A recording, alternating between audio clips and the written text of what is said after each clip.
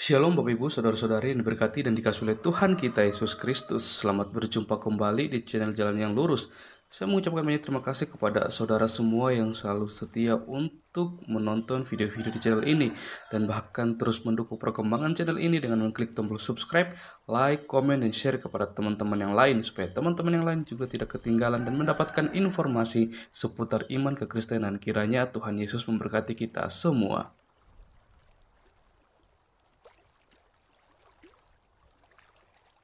Saudaraku yang diberkati dan dikasihi oleh Tuhan kita Yesus Kristus, kita akan kembali lagi bersama-sama akan melihat suatu diskusi atau debat yang sangat menarik di mana di dalamnya ada para apologet Kristen dan mereka akan berhadapan dengan Ustadz Tsuma bersama dengan Ustadz Wafi.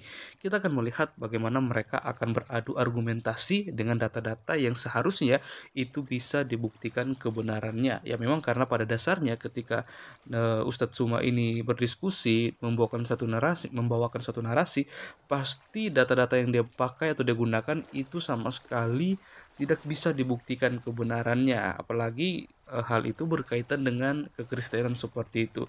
Dan ketika para apologet Kristen ini membahas tentang apa yang diyakini dan dipercayai oleh Ustadz Tsuma seperti itu, pasti pada akhirnya akan membuat mereka kepanasan, emosi karena kebenaran itu dibukakan seperti itu. Maka dari itu tanpa berlama-lama, mari langsung saja kita simak videonya. Selamat menyaksikan, Tuhan Yesus memberkati.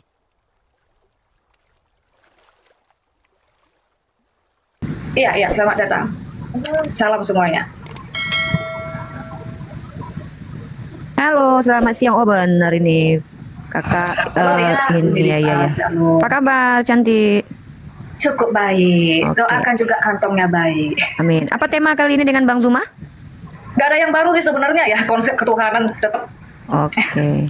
Ya. Siap, langsung mulai saja ya. Apakah ada yang mau disampaikan dulu sebelum memulai diskusi dari Bang Zuma dan Kak Izya? Iya. Kalau aku pribadi begini ya, karena sebelumnya harus tahu dulu ya, saya bukan dari Trinitas, saya dari Jesus Only, dari Only Jesus. Setiap hari juga sering berdebat, berapologetika, cuman agak bosan, agak jenuh. Karena yang dibahas ayat-ayat stuck di bagian teologi agama aja ya. Kalau bisa nih kita lebih kreatif ya, lebih berinovasi. Teologi kita sandingkan dengan filsafat teologi, silakan. Saya nanti mungkin akan bawa itu. Itu aja sih supaya nggak jenuh ya perdebatan agama selama ini, cuman gitu-gitu aja. Silakan Bang Zuma, pendapat Bang Zuma. Dibuka kameranya Bang Cuma. Kita pernah dulu sekali kok. Buka kamera ya? Ya, lebih enak, komunikasinya tuh lebih enak kalau ngeliat body language-nya, ekspresinya semuanya kan. Suaraku kejelasan nggak ini? Kejelasan. Suaraku jelas nggak ya? Lumayan bagus. Lumayan ya. Jadi sebelum dimulai kita buka dulu. Sally, moderatorin dong, dibuka dulu, sampaikan kepada netizen bahwa hari ini ada terjadi gini. Gitu loh, lanjut. Siap. Mau saya bantuin atau Bang Stanley? Siap nih. Jadi selamat siang, assalamualaikum warahmatullahi wabarakatuh, saudara-saudaraku seiman dalam Islam, saudara-saudaraku juga dari Nasrani yang sudah bergabung, dari Kristen yang sudah bergabung di Komal Apologet Islam Indonesia Sulawesi Tenggara. Siang ini kita ada diskusi lintas agama bersama dua narasumber. Narasumber dari Kristen ada Ibu Pendeta Muda Kesia Sembiring, dan narasumber dari Islam dari gurunda kami Bang Zulkifli M. Abbas atau Bang Zuma. Buat teman-teman yang ada di bawah, bantu disupport untuk men-tap layar dan juga bisa nonton di di YouTube-nya sahabat Bang Zuma, di YouTube-nya Bang Hadi Selebes, atau juga support juga YouTube Bang Sugi dan juga YouTube-nya Unirifa bersama YouTube API Jawa Tengah yang hadir hadir siang hari ini. Mungkin itu saja. Kita siang ini kita berargumentasi dari sudut pandang teologis tanpa menyentuh ranah keimanan, tanpa mengurangi rasa saling mengasihi sama anak bangsa. Ayo kita berdiskusi dengan santai. Mungkin dilanjut dengan Bang Hadi Selebes. Ya, karena saya diberi co-host adalah bahwa mungkin teknisnya dulu seperti apa, kan baru bertemu sekali. Apakah langsung tiktokan, apa berapa menit ke menit, atau dipergunakan waktunya sebijak mungkin aja ya. Kan udah pada dewasa jadi nggak usah pakai waktu. Topiknya adalah konsep ketuhanan. Untuk menghormati tamu, ya kita silakan aja dulu sebagai opening statement untuk Pendeta Muda Kesia Sembiring. Dipersilakan begitu. Iya, thank you brother ya, shalom semuanya. Kayak biasa ya, perdebatan kita bicara tentang masalah konsep ketuhanan ya. Cuman di sini ada yang bisa agak ditarik yang benang merahnya. Kalau dengan Jesus Only, dengan Only Jesus, ya kita sama-sama monotheis gitu. Cuman nanti kita akan kasih di mana sih kita yang miss linknya ya. Dan sekali lagi kalau saya beberapa kali juga ada debat diskusi dengan teman-teman muslim, saya lebih kedepankan debat intelektual, debat akademis gitu ya. Jadi bukan tawuran, saya lebih mementingkan isi ya, substansinya. Dan kayak yang saya bilang tadi ya, tapi kalau aku pakai bahasa aku nggak apa-apa ya, soalnya orang modern itu suka bilang aku gitu.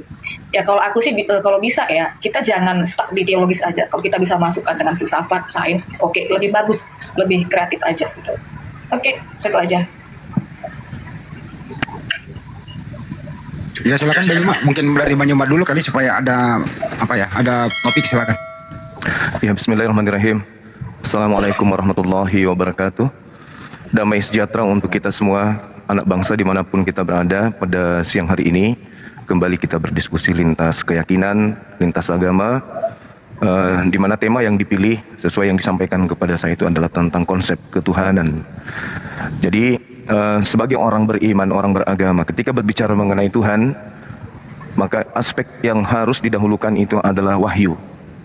Wahyu yang bersandar kepada apa yang diwahyukan oleh Nabi yang kita akui sebagai pembawa kabar dari langit di atas muka bumi ini. Jadi kita tidak bisa kemudian berasumsi ketika berbicara mengenai Tuhan. Kekuatan berpikir manusia hanya sampai kepada posisi bahwa kita ini memang bertuhan. Ada Khalik yang menciptakan kita, ada hakikat kekuatan di luar yang menciptakan dan mengadakan kita. Dan kekuatan akal ini tidak bisa kemudian menerka seperti apa bentuk, seperti apa wujud, seperti apa kemudian keadaan, ya, gambaran daripada pencipta yang saya maksud. Kemudian di Islam ketika berbicara mengenai Tuhan, polanya itu harus berfokus kepada yang tadi akal, dan yang kedua adalah pewahyuan, kitab suci.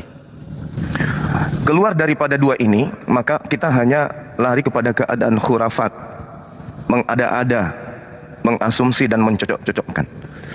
Karena logika kita hanya disetting kemudian untuk menyeimbangkan antara apa yang dilahirkan oleh rasio, logika, dan apa yang disadurkan oleh kitab suci. Oleh karena itulah kemudian sepandai-pandainya manusia berpikir sampai ke akar-akarnya, hanya bisa memberikan suatu gambaran dan pemaknaan terkait Tuhan, tetapi tidak bisa kemudian sampai kepada identitas secara hakikat pada Tuhan itu sendiri, kecuali agama tersebut agama buatan manusia. Agama tersebut agama yang merupakan karya imajinasi manusia.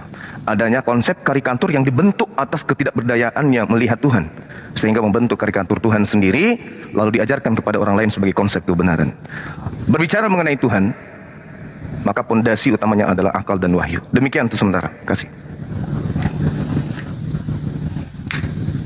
Langsung di kantor aja, Bu Pendeta. Oh gitu, oke ya. Ini thank you Brother Juma, Bang Juma ya. Ini ada tadi cukup bagus ya. Tadi sedikit ada menyinggung tentang akal rasio manusia. Itu yang sebenarnya actually itu tidak bisa menjangkau sang keberadaan kausa prima yang lebih tinggi itu kan begitu ya. Jadi kalau kita belajar sains, kita ini manusia hidup di dalam tiga dimensi ya. Ada jarak, ada ruang, ada waktu. Sementara kalau kita talking about God, kita bicara tentang Tuhan, kita bicara tentang yang high dimensi, 4 dimensi apa yang lebih tinggi itu ya. Tubuh kita ini tidak koheren untuk masuk ke 4 dimensi. Akal pikiran kita ini memang sangat terbatas untuk masuk ke dalam 4 dimensi. Ya, manusia bisa masuk ke dalam 4 dimensi atau yang lebih tinggi lagi, itu kalau bukan melalui penglihatan, melalui mimpi, ya atau nanti ketika kita bangkit, kita ini semua frekuensinya diubahkan ke dalam satu dunia yang baru zonanya itu bisa masuk. Maka sebenarnya kebodohan dan ketololan kita ini manusia ya. Kita ini mau mengkonsep-konsep Tuhan dengan zona kita yang 3 dimensi ini. Sementara kalau kita masuk dalam ranahnya Tuhan, high dimensi, kalau kita masuk dalam fisika kuantum, itu bicara tentang Tuhan atau keberadaan yang sang hakikat itu sendiri di luar dari ruang dan waktu. Itu maksudnya dalam segi kuantumnya. Nah, bagaimana caranya supaya manusia ini bisa menjangkau? Manusia kan sok-sok mengkonsep gitu ya. Manusia nggak bisa menjangkau, melihat nggak bisa. Jadi caranya gimana? Ada 2 dalam filsafat dia, lex humana dan lex eterna. Ya, yang pertama lex humana itu hukum manusia. Hukum manusia itu nggak boleh dimasukkan ke dalam zonanya Tuhan. Jadi kenapa begini? Kenapa kan nggak bisa? Karena namanya lex eterna itu hukum Tuhan. Ranah Tuhan itu sendiri yang menjelaskan tentang dirinya sendiri. Jadi bagaimana cara manusia bisa mengenal Tuhan? Itu harus Tuhan sendiri yang menyatakan dirinya. Kita nggak perlu konsep apa dinyatakan Tuhan, itulah yang kita paparkan, itu kita narasikan, itu yang kita imani. Nah, di dalam kekristenan pernyataan Tuhan yang tidak terlihat, yang tidak terjangkau itulah Yesus Kristus, yaitu ada di Filipi. Caranya bagaimana? Caranya harus yang dari high dimensi itu masuk ke bawah, turun ke bawah. Kalau dari bawah naik ke atas itu nggak bisa, mustahil. Jadi kuncinya untuk melihat segala sesuatu, membayangkan segala sesuatu, mengkonsep segala sesuatu yang masih abstrak dalam pikiran, yang nggak bisa itu hanya didapat melalui satu realita konkret, yaitu adalah Yesus itu sendiri. Itu dia Bang Juma. Thank you. Ya, baik. Jadi kalau ini yang saya maksud karikatur ya. Ketidakberdayaan manusia kemudian sehingga manusia itu mewajibkan pencipta itu menjadi wujud, menjadi ada dalam keberadaan makhluk. Ini karikatur. Karena ketidakberdayaan melihat angin, maka angin kemudian diupayakan berubah menjadi uap yang terlihat. Karena ketidakberdayaan melihat sesuatu, maka akal dimainkan untuk kemudian mengadakan sesuatu ini menjadi ada. Ini yang saya maksud karikatur.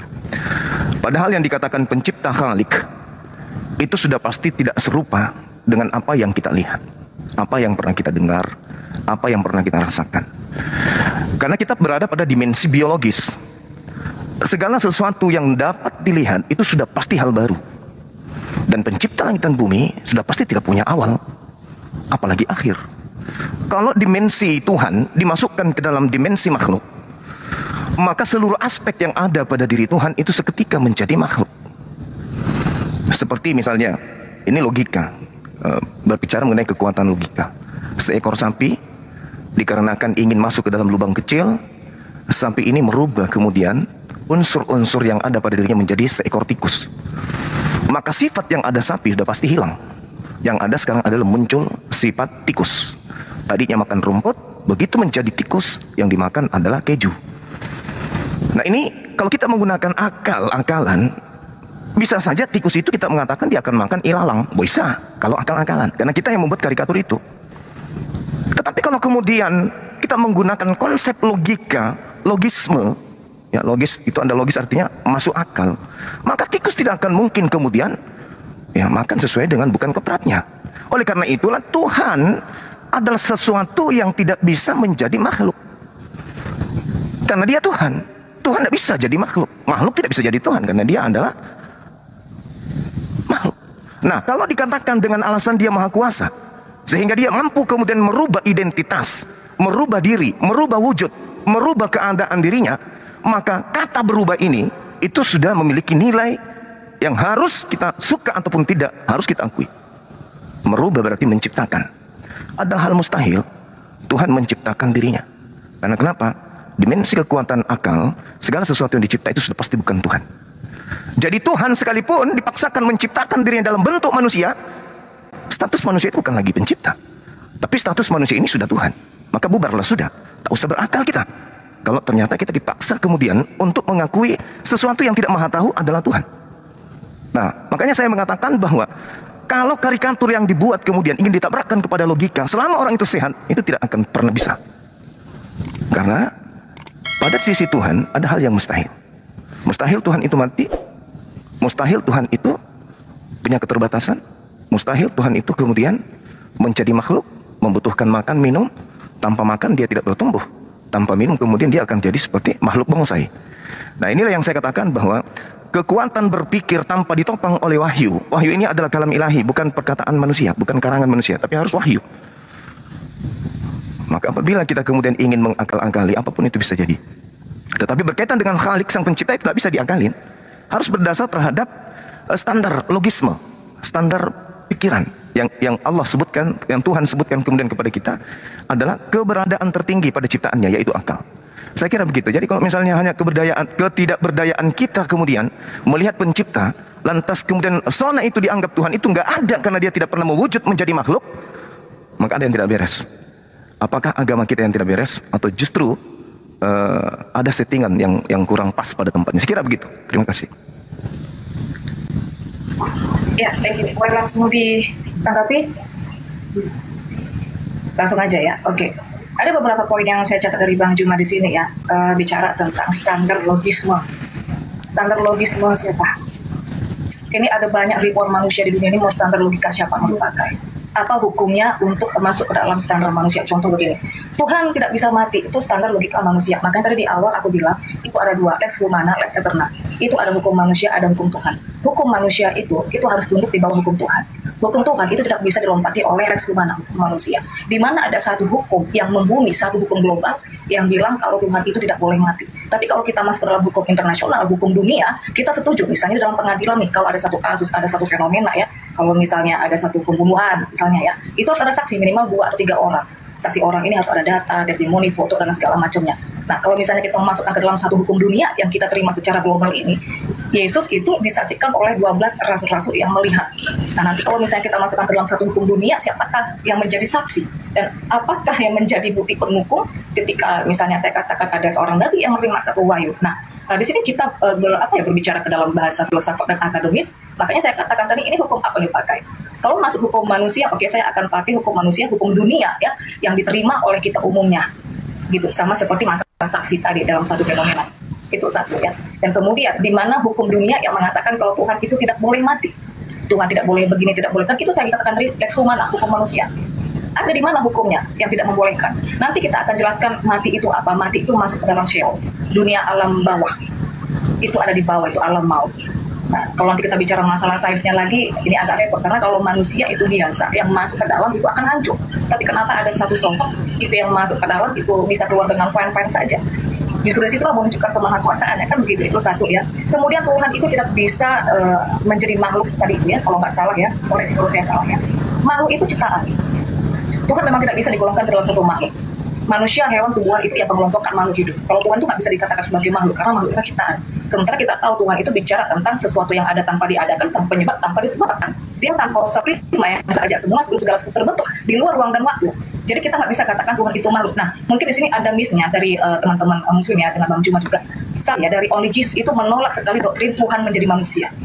Karena dalam bahasa aslinya itu Tuhan tidak menjadi manusia. Kisah itu Tuhan jadi daging. Daging itu bicara tambahan kasar dari tubuh. Tubuh itu bicara tentang budi. Manusia itu pengelompokan makhluk hidup. Nah, jadi kalau dikatakan Tuhan itu menyerupai suatu makhluk, itu tidak benar. Karena kami menolak Tuhan menjadi manusia, Tuhan menjadi makhluk. Yang benar adalah yang dikejar yang satu depan. Justru manusia itu adalah blueprintnya Tuhan, mengambil bentuknya Tuhan, bukan sebaliknya. Itu selam demut, gambar rupa. Nah, itu yang kedua. Kemudian yang terakhir aja ya, yang lebih penting ya, banyak sebenarnya poinnya tadi, cuman yang penting aja lah ya. Segala sesuatu yang dilihat adalah sesuatu yang baru. Kalau di pengkhotbah itu ya, pengkhotbah ini termasuk filsafat juga ya. Saya katakan di pengkhotbah 1 ayat 9 dikatakan tidak ada sesuatu yang baru di bawah matahari. Bahkan ilmuwan itu, para saintis juga bilang sebenarnya segala sesuatu ini yang tampak sekarang ini itu berasal dari sesuatu yang tidak tampak. Jadi kalau kita ada melihat sesuatu nih sekarang ini, itu bukan sesuatu yang baru. Kita yang dijadikan apapun di dunia ini, pemerintahan, itu semua sudah ada di dunia atau dimensi lain. Jadi sangat salah, sangat digugurkan baik melalui filsafat atau sains. Dikatakan kalau kita bisa nampak sesuatu berarti ini sesuatu yang baru. Itu gugur. Itu dia Bang Jo. Mudah-mudahan bisa dimengerti bahasa-bahasa ini ya. Oke, baik. Jadi kalau dikatakan Tuhan mengambil rupa karena Tuhan itu serupa, bias daripada Tuhan manusia, berarti bisa jadi orang di luar daripada Islam, orang di luar daripada Kristen, sekte apapun itu mengatakan Tuhan pencipta langit dan bumi menjadi Buddha, menjadi Zeus, menjadi Krishna, ya mungkin juga menjadi makhluk aneh gitu ya. Tergantung daripada selera orang-orang yang mau percaya kepada makhluk itu. Mereka yang mengatakan Tuhan menjadi Krishna, ya nggak bisa disalahkan. Karena mereka ada pada konsep karikatur yang mereka buat tentang Tuhan. Orang yang percaya kepada Dewa Matahari, Dewa Horus misalnya, atau Attis atau Hermes, kita nggak bisa menyalahkan mereka berarti. Mereka juga benar. Ya begitu juga kalau konsep Kristen mau diterima begitu saja. Yesus itu berarti Tuhan yang datang dalam rupa makhluk, yang datang yang serupa dengan makhluk.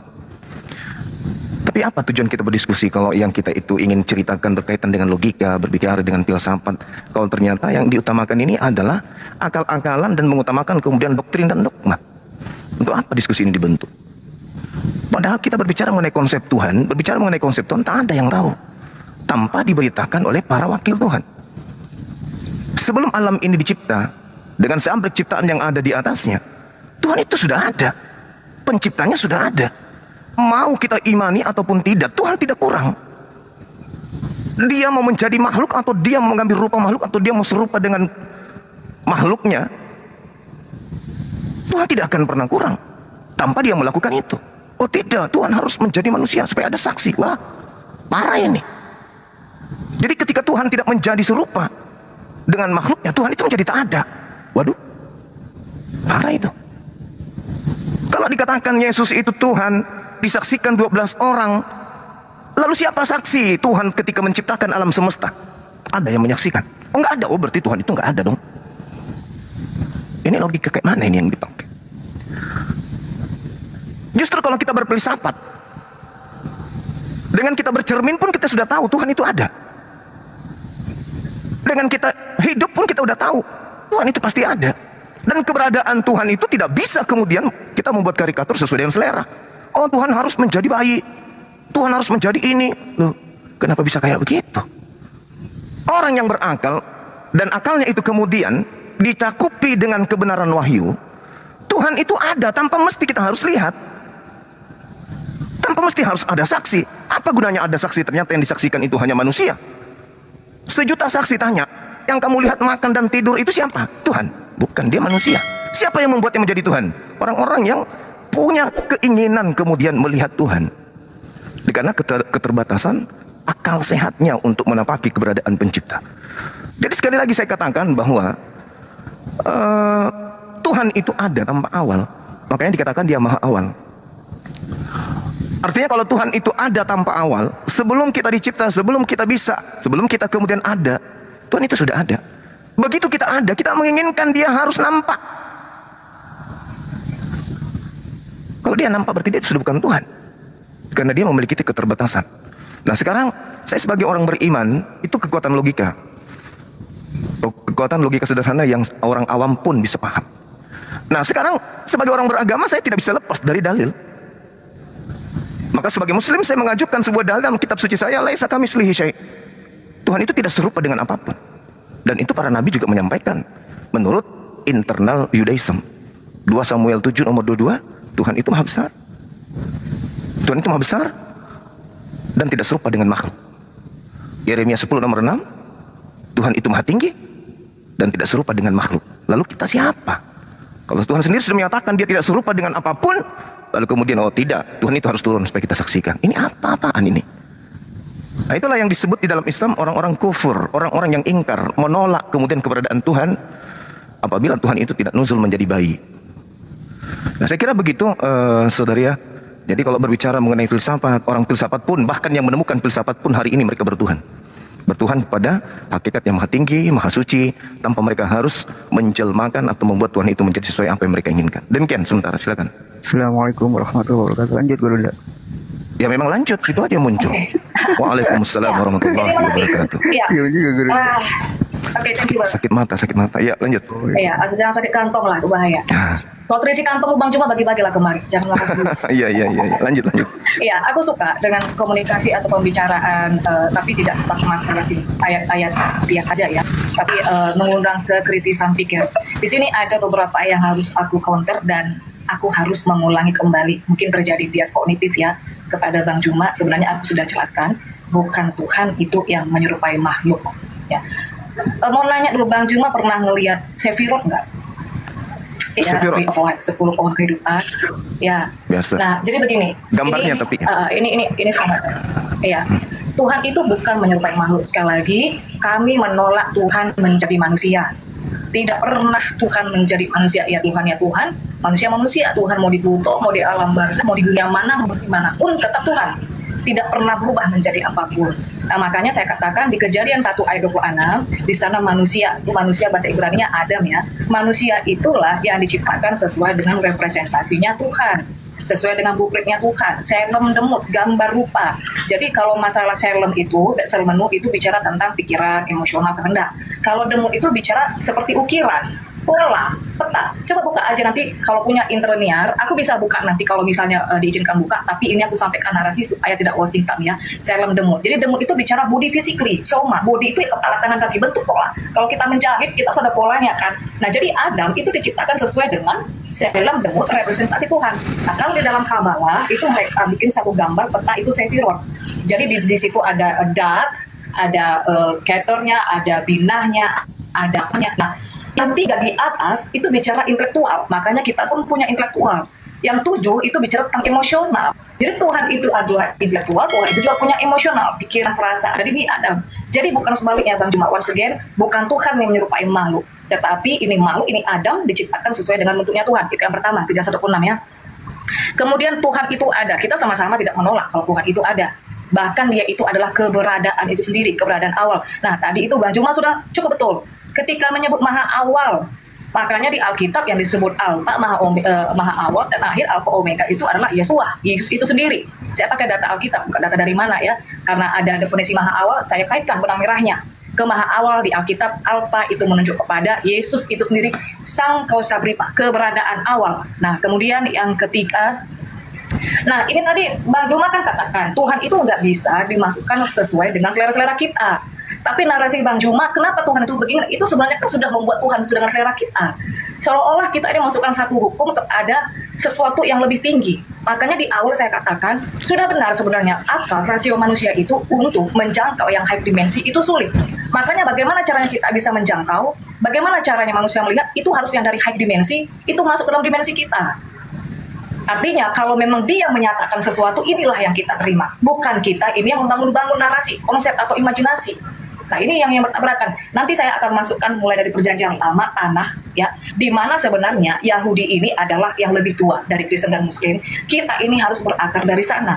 Karena Islam juga membawa Musa, juga Abraham, sama dengan Kristen, maka kita harus stressing point-nya berangkat dari Tuhan Musa, Tuhannya Abraham. Nah, siapa kan begitu.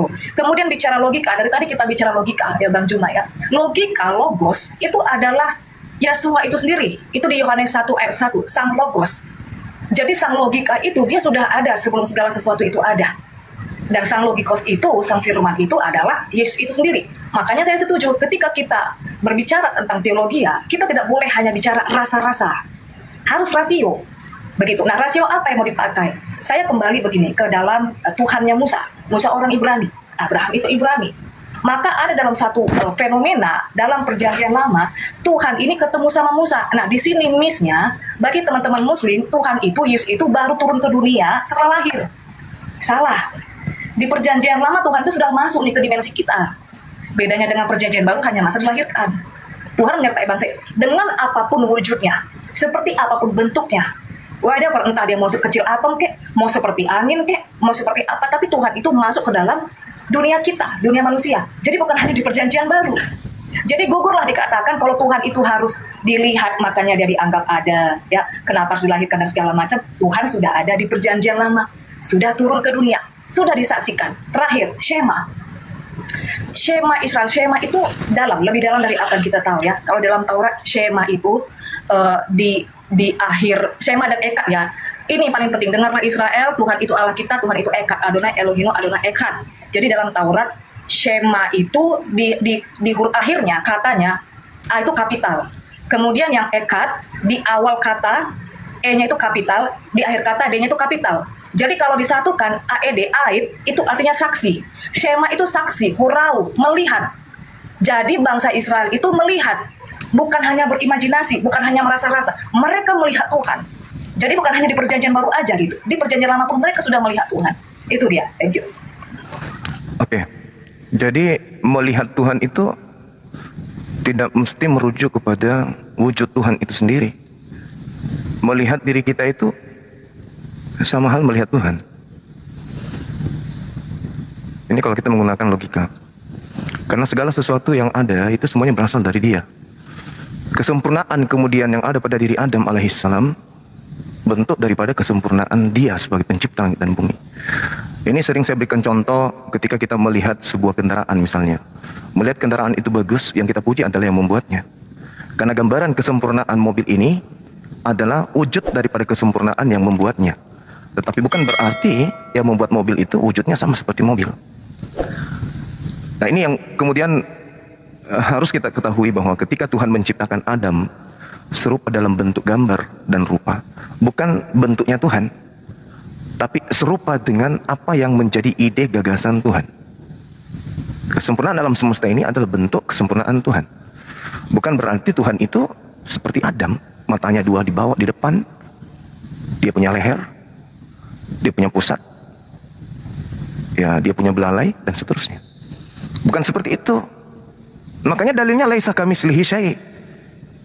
Yeremia 10 nomor 6, tidak serupa dengan apapun, tidak sama dengan apapun. Seperti seorang arsitek kemudian membangun sebuah bangunan yang serupa dan segambar dengan gambar arsitek.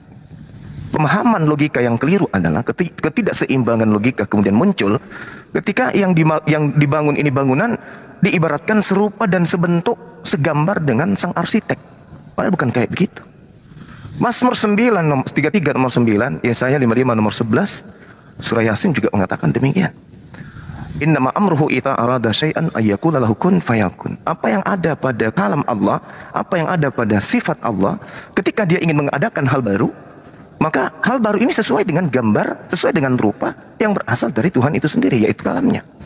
Tidak mungkin Tuhan menggambarkan dalam kalamnya menciptakan bumi bulat, tetapi yang tercipta segitiga. Itu nggak mungkin. Begitu juga Adam dicipta dalam bentuk gambar dan rupa Tuhan, artinya rupa dalam sketsa ide, gagasan, keinginan, kehendak Tuhan. Tidak mungkin kemudian terciptanya Adam itu justru tangannya ada 5. Itu artinya tidak serupa dengan gambar dan rupa yang Tuhan buat. Nah, janganlah kemudian dimensi ini seakan-akan Tuhan itu sama seperti Adam. Loh, berarti kalau Tuhan ingin melihat yang di belakang harus nengok dulu. Artinya Tuhan tidak maha melihat. Ketika ada suara samar-samar, Tuhan harus nempelkan kuping dulu berarti. Berarti Tuhan tidak maha mendengar, tidak layak disebut Tuhan. Jadi logika yang benar itu adalah apa yang ada pada makhluk itu adalah cerminan dari kesempurnaan Tuhan.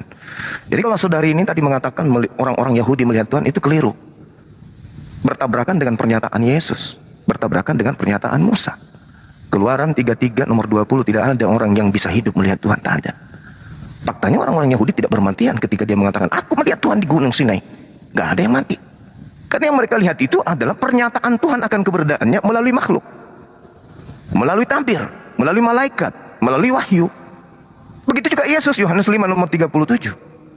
Tuhan yang mengutus aku, kamu tidak pernah melihat dan suaranya pun tidak bisa kau dengarkan, tak pernah kau dengarkan. Jadi karikatur yang ada yang dibuat itu gugur seketika. Bahkan tadi ada pernyataan lucu menurut saya. Cuman saya lagi tidak selera tertawa, mata saya lagi sakit. Dikatakan bahwasanya Yesus itu adalah bukan ciptaan, bukan makhluk, tapi Yesus itu adalah Tuhan itu sendiri. Wah, parah itu. Itu menabrak dalil. Dalilnya juga tidak main-main, karena itu pengakuan Yesus sendiri. Dikatakan dalam Yohanes 5 nomor 42 ya. Aku datang bukan atas kehendakku sendiri. Yohanes 8, sorry. Jadi kalau Yesus itu datang bukan atas kehendaknya, berarti dia bukan yang maha berkehendak. Dengan demikian, Yesus bukan Tuhan. Karena yang disebut Tuhan itu maha segala-galanya. Mazmur 33 nomor 9, Yesaya 55 nomor 11. Yesus mengaku kok, aku datang bukan atas keinginanku. Lalu atas keinginan siapa? Keinginan dimensi, hakikat di luar aku berarti. Ya berarti Yesus gugur sebagai Tuhan. Gugurlah iman orang-orang yang menganggap dia itu adalah Tuhan. Karena pengakuan Yesus itulah yang mutlak harus dipercaya. Karena Yesus mengatakan barang siapa yang menolakku, dia tidak menerima firmanku. Firman Yesus, aku datang bukan atas kehendakku. Ya selesai. Berarti you bukan Tuhan. You bukan pencipta. You ciptaan. Makanya saya katakan tadi, segala sesuatu yang baru itu pasti ciptaan. Yesus adalah hal yang baru. Apa pembuktiannya? Mulutnya sendiri. Aku datang bukan atas kehendakku. Andai saja Yesus itu adalah Tuhan yang datang dalam bentuk sesuai dengan karikatur, maka Yesus akan mengatakan aku datang atas kehendakku sendiri. Wah, dia Tuhan sendiri nih yang datang. Ya itu pun perlu diuji. Nah sekarang pengakuannya aku datang bukan atas kehendakku, sementara Tuhan itu cuma satu kehendak. Tidak mungkin lagi 3 kehendak. Yang satu berkehendak menjadi manusia, Tuhan yang satu berkehendak jadi burung. Mana nantinya perang antara Tuhan dengan Tuhan? Maka ada persidangan Tuhan. Larinya ke paganisme, penyembah dewa-dewa. Jadi mohon maaf saudari ya, apa yang saudari saya sampaikan itu adalah lebih baik masuk ke dalam ranah dalil. Karena ujung-ujungnya dalil juga. Cuman celakanya kalau masuk ke ranah dalil pun karikatur yang Anda buat itu sama sekali nggak bisa lolos. Karena Yesus itu makhluk. Yesus itu makhluk. Karena dia makhluk sama dengan dia ciptaan. Karena dia ciptaan sama dengan dia bukan Tuhan. Karena dia bukan Tuhan, tidak layak dituhankan. Demikian. Oke, thank you Bang Juma. Di sini ada sudah 4 kali aku hitung, Bang Juma ada bias kognitif. Aku nggak tahu ini konsentrasinya lagi kemana nih Bang Juma nih. Sekali lagi aku bilang, kami menolak Tuhan menjadi manusia. Dia hanya datang, itu ada di Filipi 2, itu nanti ayat 7-8. Dia hanya datang di dalam penampilan manusia. Jadi bukan identik, bukan equal. Dan kami sangat menolak Tuhan menjadi manusia, apalagi 100% Tuhan, 100% manusia, dan segala macam. Oke, yang selanjutnya saya buka data saja dulu. Nih ya. Apakah Tuhan yang menyerupai makhluk atau makhluk ini yang mengambil bentuk rupa Tuhan? Mungkin ini agak berat analisisnya ya, tapi masalah terima atau nggak diterima itu bukan kapasitas saya. Aku balik kalau dulu kameraku ya, sebentar. Kasih waktu ya, Bang Juma ya. Oke. Iya. Oke, bisa minta tolong dibesarkan layarku? Sebentar.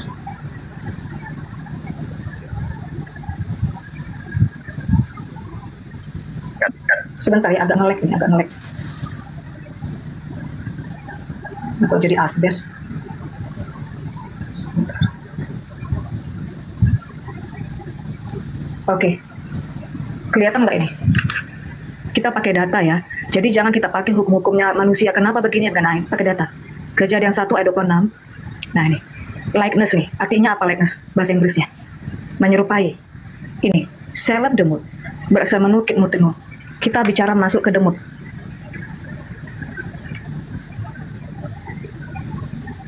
Likeness. Similitude. Ada kemiripan. Menyerupai. Model. Shape. Bentuk. Form. Ini bentuk. Jadi kalau kita bicara bentuk, kita bicara pola, kita bicara kerangka, ya kita mau bilang apa lagi? Ya bentuk gimana bentuk? Gimana bentuk kucing? Ya begitu bentuk kucing. Ada kepala, punggungnya begitu, kakinya 4 ke bawah. Gimana bentuk ayam? Ada ekor segala macam. Gimana bentuk manusia? Ada kepala, tangan, kaki. Nah ini data. Jadi manusia sekali lagi, manusia itu yang diciptakan Adam itu diciptakan sesuai dengan selem demutnya Tuhan. Kalau selem itu bicara tentang emosional, perasaan, kehendak. Kalau demut itu pola, bentuk. Nah makanya ada nanti di akhir zaman ini waktu Isa itu melawan Dajjal antikris. Kalau kalian ini tahu ada muslim intelektual yang bisa dibawa ke ranah ini pembahasan tentang manusia hybrid itu masalah bentuk yang bukanlah kayak manusia. Ya begitu. Jadi Adam itu bicara tentang manusia yang segambar dan serupa dengan bentuk Tuhan. Ada nggak yang tidak segambar dengan serupa Tuhan? Ada banyak. Manusia purba itu nggak segambar serupa bentuk Tuhan. Manusia hybrid itu nanti nggak segambar. Itu hanya Adam. Jadi sekali lagi supaya terjadi bias kognitif kepada Bang Juma, bukan Tuhan yang menyerupai manusia, tapi manusia yang menyerupai. Blueprintnya Tuhan ini aku tutup dulu, aku kasih satu data, sebentar aku jelaskan yang lain. Oke ya, sebentar ya.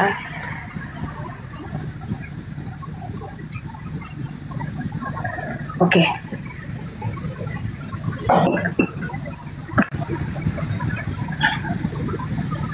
Oke ya. Terus yang kedua tadi tentang segala sesuatu yang baru adalah ciptaan. Itu juga sudah aku jelaskan ya, bahwa di dunia ini tidak ada sesuatu yang baru. Tadi aku sudah kasih ayatnya, tidak ada sesuatu yang baru di bawah matahari ini. Tadi Bang Juma tuh udah agak ada benarnya bahwa semua itu berasal dari Tuhan. Jadi semua yang diciptakan ini berasal dari pancaran ilahi, pancaran Tuhan itu sendiri. Berasal dari Dia sebagai sumber satu-satunya. Makanya makna Echad, makna Esa dalam perspektif Yahudi satu itu dalam. Semua ini menyatu di dalam Dia.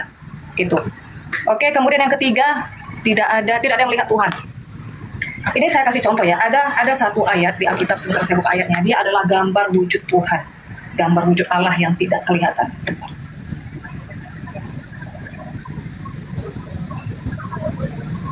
Kolose 1 ayat 15, ia adalah gambar Allah yang tidak kelihatan. Kalau kita bicara gambar, ini bicara bentuk ya. Gambar, bentuk dan wujud itu beda. Kalau wujud itu bicara misalnya kayak padat, cair, gas, energi. Energi itu bisa dimasukkan ke dalam gas. Tuhan itu kan energi. Spirit, roh, energi itu bisa dimasukkan ke dalam wujud. Tapi kalau bicara gambar, itu bicara bentuk. Makanya dia adalah gambar wujud yang tidak kelihatan. Nah sekarang kita masukkan ke dalam tawarik. Ya, kita masuk ke dalam tawarik. Ini sesuai dengan sains juga. Di tawarik dibilang, langit di atas langit tidak mampu menampung Elohim. Sesuatu yang lebih tinggi itu memang tidak bisa ditampung oleh dimensi yang lebih rendah. Sekarang kita boleh berfilosofi, bagaimana lagi dengan tingginya langit di atas langit, sampai Tuhan itu pun tidak bisa ditampung. Bagaimana bentuknya? Bagaimana gambarnya? Kan kita tidak tahu. Nah, sekarang ini saya tunjukkan gambarnya. Sebentar.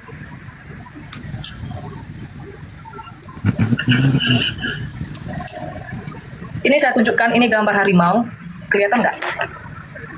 Besarin host. Ini ya, ini gambar harimau. Ini 2 dimensi. Ini hanya ada bentuk atas bawah, tidak ada dalam. Banyak manusia itu mengkonsep Tuhan, mengimajinasikan Tuhan seperti ini. Tetapi mengatakan ini Tuhan. Padahal ini hanyalah sebagai hasil imajinasi, sebagai hasil kreativitas manusia. Nah, itu satu. Kemudian yang kedua, ini 2 dimensi, kalau kita mau tarik keluar ke 3 dimensi, nggak bisa. Kalau kita bicara masalah 3 dimensi ini, dia harus memiliki bagian dalam. Kalau dia tidak memiliki bagian dalam di 2 dimensi ini, entah bahasa saya terlalu berat ya, tapi ini bahasa-bahasa sains. Karena dia tidak memiliki bagian dalam, ketika ditarik ke 3 dimensi, ini harimau mati. Karena apa? Karena nggak ada bagian dalam, nggak ada organ, nggak ada pencernaan segala macam. Sementara 3 dimensi ini butuh makan dan lain-lain. Jadi nggak bisa. Anggaplah kita ini 3 dimensi. Kita seperti 3 dimensi, ketika kita masuk ke high dimensi, 4 dimensi, kita bukan akan hancur. Tetapi dari yang dimensi tinggi, itu bisa masuk ke bawah. Bisa turun ke bawah. Bagaimana caranya? Tuhan menyatakan diri. Dia yang sesuatu yang besar, yang big, yang dari high dimensi tadi itu, ketika masuk ke dunia manusia, dia menyatakan diri dengan apa saja. Ada dia menyertai bangsa Israel dengan rupa tiang awan, tiang api. Ada dengan angin, gemuruh, menyala api. Ada juga dengan bentuk manusia, namanya antropomorfis. Tapi bukan menjadi manusia, hanya bentuk. Nah sekarang saya katakan ini Bang Cuma, ini kita, anggaplah ini dunia kita. 2 dimensi. Ya. Ini gelas, ini sesuatu yang lebih tinggi, yang kita nggak bisa lihat. Kita gambar seandainya di sini. Kita gambar di atas kertas ini. Ya.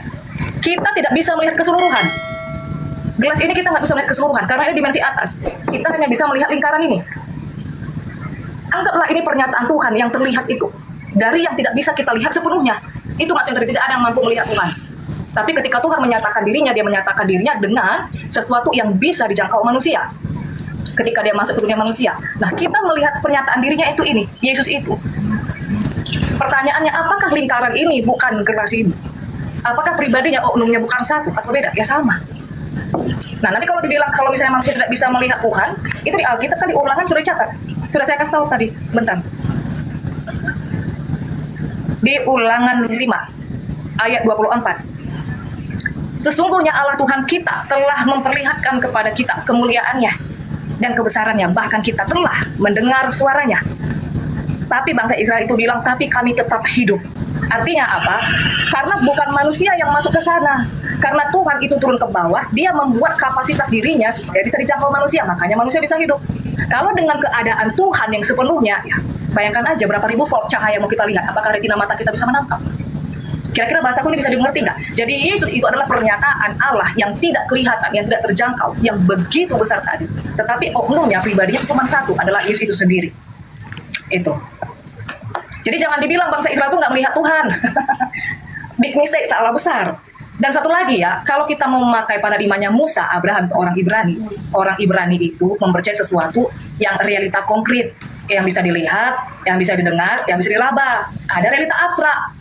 Itu paham Yunani. Dia bisa mempercayai sesuatu yang abstrak luar sana, silakan aja. Tapi itu bukan paham Ibrani. Kalau kita bilang salah nggak orang Yunani misalnya, atau Bang Juma memakai realitas abstrak, ya silakan aja. Tapi Ibrani nggak seperti itu. Makanya di 1 Yohanes 1 ayat 1 dibilang, apa yang sudah kami dengar, kami lihat, kami raba sejak semula tentang firman hidup. Mereka itu merasakan suatu realita konkret. Ah, itu dia Bang Juma. Pelajaran ini agak berat. Makanya bagus kita ketemu, biar nggak bosan kan debat yang gitu-gitu aja. Ayat-ayat mulu. Oke. Oke, itu aja. Iya, jadi di awal saya mengatakan karikatur. Nah, sekarang saudari kita ini sedang membuat dan mempertontonkan karikatur Tuhan. Gimana bilangnya ya? Gambaran Tuhan itu akan adanya Tuhan, ya alam semesta ini. Tuhan mengadakan karena Tuhan itu ingin kemudian diakui keberadaannya. Karena tidak ada kemudian di sisi Tuhan itu makhluk, tidak ada Tuhan-Tuhanan lain.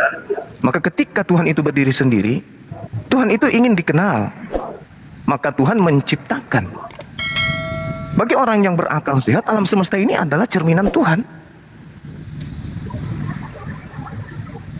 Jejak harimau, meskipun harimaunya itu tidak dilihat, bagi orang berakal, jejak harimau itu, bagi mereka harimau itu ada. Karena ada jejaknya. Tapi sekarang ada manusia yang ingin kemudian melihat harimaunya. Padahal dengan melihat harimaunya, malah dia diterkam, dimakan sama harimau.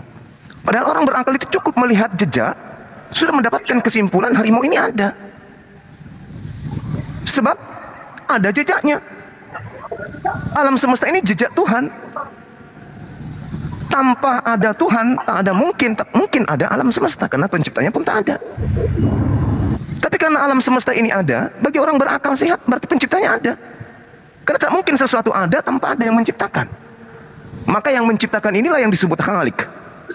Dia perlu dia kemudian mewujud, atau apa tadi istilahnya itu. Dia datang dalam bentuk manusia. Boleh saya pinjam ulang kembali bahasanya gimana? Tuhan datang berupa manusia atau gimana? Mengambil rupa manusia? Mengambil bentuk appearance, penampilan, menyerupai. Bukan manusia ya, menyerupai, likeness. Hanya penampilan. Nah tuh, tabrakan dalil dan tabrak logika. Tuhan tidak ini, tapi dia menampilkan dirinya dalam bentuk makhluk. Berarti Tuhan meninggalkan kodratnya menuju kepada keadaan makhluk. Sementara Tuhan itu maha melihat, maha mendengar, maha mengetahui, maha hidup. Ketika dia menampilkan dirinya dalam bentuk makhluk, maka ketuhanannya hilang. Yesus tidak maha mendengar, Yesus tidak maha melihat. Maka yang kita lihat ini bukan Tuhan. Kecuali ingin kita katakan, oh dia adalah Tuhan yang mengambil rupa sedemikian adanya. Wah, gimana ceritanya tuh? Apalagi kalau kita pakai dalil Kolose 2 misalnya nomor 9 yang disukai oleh teman-teman yang sealiran dengan ibu. Berarti jasadnya Yesus ini Tuhan, biologisnya Tuhan. Dengan mengatakan biologis Yesus ini adalah Tuhan, Kolose 2 nomor 9, Theotos atau Theotes, penuh dengan keilahian, berarti Tuhan sudah pada karikatur keterbatasan. Belum lagi Filipi 2 nomor 6 nomor 7. Tuhan merendahkan dirinya, mengosongkan dirinya, tidak mempertahankan ketuhanannya, akan tetapi mengambil rupa manusia dan sama seperti manusia. Tuhan mengambil rupa manusia dan sama seperti manusia. Bahkan jauh lebih rendah lagi dari manusia, mati di atas tiang salib. Tuhan menjadi manusia, Tuhan mengambil rupa manusia, Tuhan menampilkan diri dalam bentuk manusia.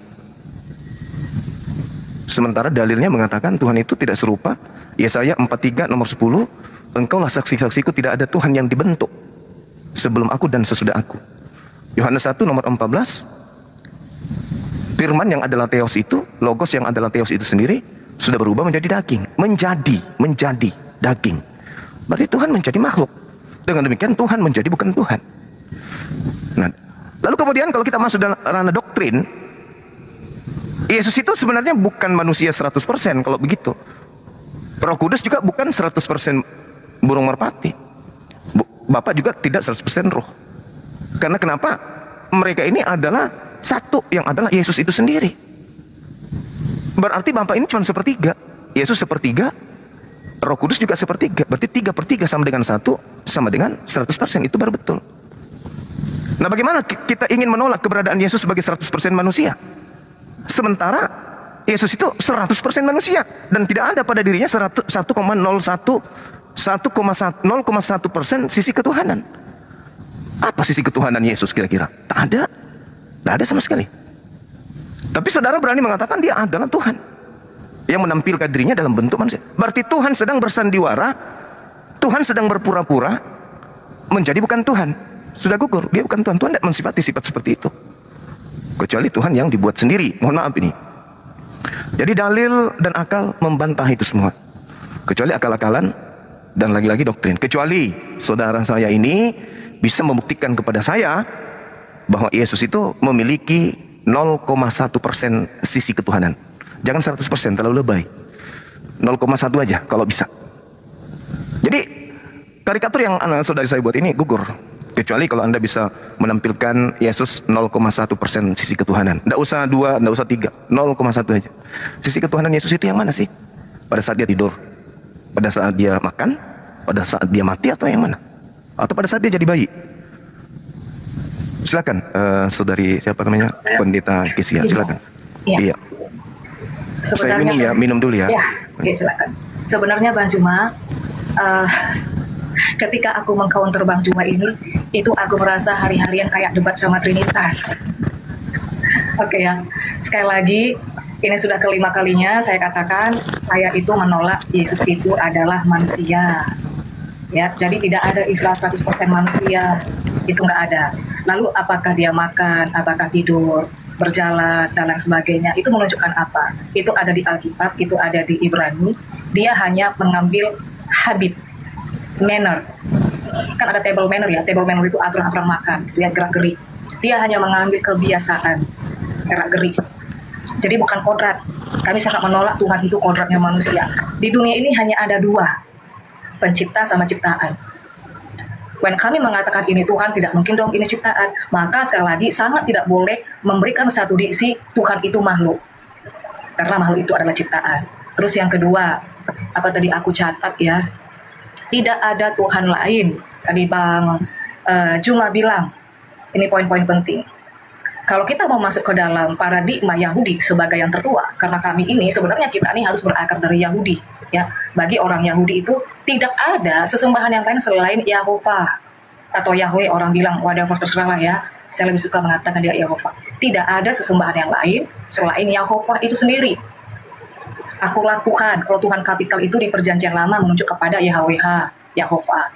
Dan Tuhan itu adalah singular. Nah, kalau monoteis ketat, orang Yahudi, orang Israel itu begini ya, itu beda dengan monolatris. Nah, ini yang di bawah juga harus belajar. Kalau monolatris itu ada banyak Tuhan, sesembahan, kita pilih nih satu mana yang eksklusif gitu. Nah, tapi kalau monoteis ketat, orang Yahudi, Israel itu, di luar Yahweh ini, itu nggak bisa dikatakan Tuhan, nggak bisa dikatakan sesembahan. Maka, kembali, saya katakan tadi, kalau kita mau masuk ke dalam satu doktrin, kita ini berakar dari leluhur kita, Abraham, kemudian Musa juga Moses sebagai rabi Yahudi yang pertama, maka kita harus membawa Tuhan yang Abraham, Tuhan yang Musa. Di luar Yahovah itu tidak ada Tuhan yang lain. Nah, apakah teman-teman dari Muslim memakai nama ini? Tidak. Kenapa? Ya tidak tahu. Ada link yang terputus. Tapi kalau saya boleh fair, di dalam kekristenan pun ada link yang terputus. Makanya kami tidak memakai bapak-bapak gereja, karena link itu sudah terputus. Jadi di setiap agama-agama ini ada antisemit, menghilangkan corak-corak bau-bau Yahudi. Gitu ya. Bukan kita mau sok-sokan keyahudian. Tapi kalau kita bicara tentang landasan keimanan, kita harus berakar dari sana. Tuhan Musa, Tuhan Abraham, kan begitu. Nah, kemudian yang ketiga, menjadi daging. Bang Juma tadi mendeskripsikan menjadi daging itu adalah menjadi makhluk. Tadi di awal aku sudah kasih tahu, ya, manusia itu bukan daging. Apa cuma manusia itu yang punya daging? Ikan punya daging, kambing punya daging, sapi punya daging. Kalau dikatakan manusia, hewan tumbuhan, itu pengelompokan makhluk hidup. Ini gue juga jelas sama Trinitas, mereka payah nangkep. Jadi gue nggak bisa paksa ini kepada yang di luar Kristen. Saya hanya menyampaikan, kan begitu ya. Nah, daging ini bicara tentang bahan tubuh. Bukan manusia. Makanya di Yohanes 1:14, di sana tidak ada bahasa Inggrisnya terjemahkan human, tapi SARS. Gitu dia. Jadi sangat tidak bisa kalau kita katakan daging itu adalah makhluk. Lalu daging apa? Lihat saja subjeknya di sana siapa? Hologos. Daging Tuhan itu sendiri. Masa Tuhan punya daging? Nah, di dalam pemahaman Yahudi Mesianik sendiri ya, itu ada literasi dari luar Alkitab, referensi ya. Kalau sebelum dunia dibentuk ini, itu Tuhan punya daging, punya darah. Makanya Adam itu darahnya darah dari Tuhan, dari Yahovah. Makanya nanti di akhir zaman yang mau diubah ini adalah struktur DNA dari darah manusia ini ya. Yang pengikut Dajjal di kalian kan, begitu. Nah, jadi Tuhan itu sebelumnya juga punya daging, juga ada darah. Nah, itu ada di pada Adam. Adam tercipta ada daging, ada darah, tetapi bukan equal. Kualitasnya berbeda, hanya mirip. Sama kayak tas Hermes yang palsu sama ori. Penampilannya sama, tapi kualitas beda. Nah, kira-kira begitu. Kemudian tadi Bang Juma katakan, dari alam semesta, dari apapun ciptaan ini kan untuk menunjukkan Tuhan itu ada. Ya, bahwa kalau misalnya kita lihat nih, ada jejak-jejak harimau, kita akan tahu harimau itu ada. Ini cocok kalau diskusi Bang Juma sama ateis. Itu ada pendekatan rasional. Kalau kita melihat jejaknya, kita pasti tahu nih ada onumnya, ada sesuatu untuk menunjukkan Tuhan itu ada. Kita di sini bukan lagi menunjukkan Tuhan itu ada. Karena kita adalah teis, bukan ateis. Kita sama-sama percaya Tuhan itu ada. Perbedaannya adalah Tuhan yang ada ini di dalam kekristenan itu datang menjadi daging, ada dalam penampilan manusia, antropomorfis. Tetapi di dalam Islam itu menolak Tuhan itu ada dalam bentuk manusia, pernah ada di dunia, artinya realitasnya abstrak. Apakah itu saya bisa salahkan? Ya silakan saja. Gimana kita bisa salahkan? Ada realitas abstrak. Tetapi dalam pemahaman Ibrani, mereka itu sangat menekankan realitas konkret. Jadi betul-betul harus bisa dilihat, didengar, diraba. Nah, itu ada namanya pernyataan umum, pernyataan khusus. Pernyataan umum ini dari alam ini, dari apapun. Kita bisa melihat bahwa Tuhan itu ada. Ini cocoknya ke ateis, Bang Cuma nggak cocok untuk kita nih bahas. Nah, tapi pernyataan khusus, nah kalau misalnya di kepercayaan Muslim, saya angkat aja nih ya, ketika Nabi Muslim itu ada dalam penglihatan dibawa oleh burak ya, kalau nggak salah kemana, itu kan penglihatan sebenarnya. Nah, itu pernyataan khusus. Masalah benar atau enggak itu nanti dulu. Nah, pernyataan khusus ini sesuatu yang lebih spesifik lagi, nggak bisa lagi melalui alam, itu hanya pernyataan umum. Nah, keadaan Yesus yang ada ini dalam bentuk dengan gambar seperti itu, yang bisa dijumpai manusia, yang mendatangi bangsa Israel, itu pernyataan khusus, bukan lagi pernyataan umum. Nah itu. Kemudian yang terakhir, yang poin-poin besar garis besarnya aja. Apa buktinya Yesus itu Tuhan 0,1% aja? Sekarang kita satukan dulu pemahaman kita. Tuhan itu apa? Ntar gua bilang makan itu masukkan sesuatu yang ke mulut, bagi Bang Juma makan itu lompat pagar, beda. Kan nggak bisa nyambung. Nah setauku nih, coba search aja di mana-mana, search di Google atau di kamus mana. Tuhan kalau dalam Islam itu Rab. Rab itu Tuhan semesta, Raja, pemilik, penguasa, yang maha menciptakan. Dengan definisi ini, sekarang kita masukkan poinnya kepada Yesus. Apakah dia bisa dibuktikan sebagai Tuhan? Sangat bisa. Kalau dengan definisi Rab seperti ini, Rab itu kan Tuhan, kan begitu ya, pencipta alam semesta. Itu ada di Alkitab, kalau bicara tentang Tuhan semesta. Itu ada di Mazmur 89 ayat 9. Bicara tentang Raja, Rab itu Raja. Itu ada di 1 Timotius 6 ayat 15. Kalau Rab itu artinya pemilik, itu ada di Yohanes 1 ayat 11. Rab itu artinya penguasa, itu ada di Filipi 2 ayat 10. Yang maha menciptakan, Rab itu adalah yang maha menciptakan. Itu ada di Kejadian 1 ya, pada mulanya Allah menciptakan langit dan bumi, dan ada di Wahyu 10 ayat 6. Jadi definisi ini sudah cukup bahwa Yesus itu adalah Tuhan, Yesus adalah Rab. Sekian Bang Juma, terima kasih. Iya, baik. Yang saya minta itu pada diri Yesusnya sebagai manusia. Saya tadinya itu berharap kemudian saudari ini bisa membuktikan 0,01%, tapi ternyata nggak ada. Kalau hanya mengatakan Tuhan itu maha kuasa di sini, Tuhan menciptakan di sini, semua juga orang tahu, anak sekolah minggu juga tahu. Tapi yang kita minta ini Yesus, pertanggungjawaban Anda melantik anak Maria itu adalah Tuhan itu sendiri. Nah itu yang harus saudari ini buktikan. Dan ternyata nggak ada. Kejadian itu Tuhan yang maha pencipta, ya. Tuhan maha mendengar, Tuhan maha berkehendak, ya. Tapi yang kita maksud ini Yesus. Mana sisi ketuhanannya? Nangis dia, ingin minum susu. Marah dia, mengutuk pohon ara karena kelaparan. Diminta muridnya kemudian untuk bangun pada saat dia di perahu karena dia tidur. Malah pengakuannya Yohanes 5 mau 30, aku tidak dapat berbuat apa-apa dari diriku sendiri. Jadi saya tidak menyalahkan saudara, karena itu adalah hak prerogatif saudari saya untuk menuhankan anak orang. Tapi ketika dimintai pertanggungjawaban, karena Yesus sendiri mengatakan, aku tidak berkata-kata dari diriku sendiri. Lalu saudari ini berkata-kata seenak yang tadi itu, dari mana perkataan yang Anda dapatkan? Yesus tidak menambahi, Yesus tidak mengurangi segala firman yang datang kepadanya. Aku tak berkata apapun. Di dalam Al-Quran juga dikatakan begitu. Qala subhanaka ma yakunu li an aqula ma laysa li bihaqqa. Yohanes 12:49. Terus saudari saya ini dengan mudahnya, dengan santai mengatakan, apa tadi itu? Tuhan datang dalam bentuk daging. Tuhan datang dalam bentuk ciptaan. Gimana ya? Daging ini kalau tidak dikasih roh, supaya dia tidak jadi bangkai, bagusnya dibikin coto Makassar aja. Tuhan awalnya ada daging, ada darah. Ini ilmu dari mana lagi datangnya ini? Tuhan itu ada darah, ada daging. Berarti Tuhan punya dimensi makhluk, punya dimensi keterbatasan. Ketika daging ini tidak mandi dalam sepekan, dia dalam musim hujan yang begitu dingin, masuk angin nih daging. Dia harus cari dokter untuk suntik antibiotik. Ada darah. Darah itu berfungsi pada saat jantung itu berdetak. Berarti Tuhan Anda itu punya jantung. Supaya darah ini kemudian hidup dan jantung ini bisa operasional, dia butuh roh. Ketika roh kemudian keluar dari badannya, dari dagingnya, maka dia jadi mayat. Ini apa ini, Mbak? Sementara Tuhan itu tidak bisa dibentuk dalam bentuk apapun. Dalil yang mengatakan itu, akal kita juga mengatakan itu. Kecuali akal-akalan dan imani saja ya bisa jadi. Maka konsep yang saudari saya bawa bukan trinitas lagi, tapi konsep paganisme. Mohon maaf ini. Ini dua catatan yang sangat menggelikan saya. Sementara kalau Anda membaca dalam kitab saudara, di dalam 1 Korintus 15:48, di situ dengan sangat jelas dikatakan Yesus itu sama seperti makhluk yang berasal dari langit.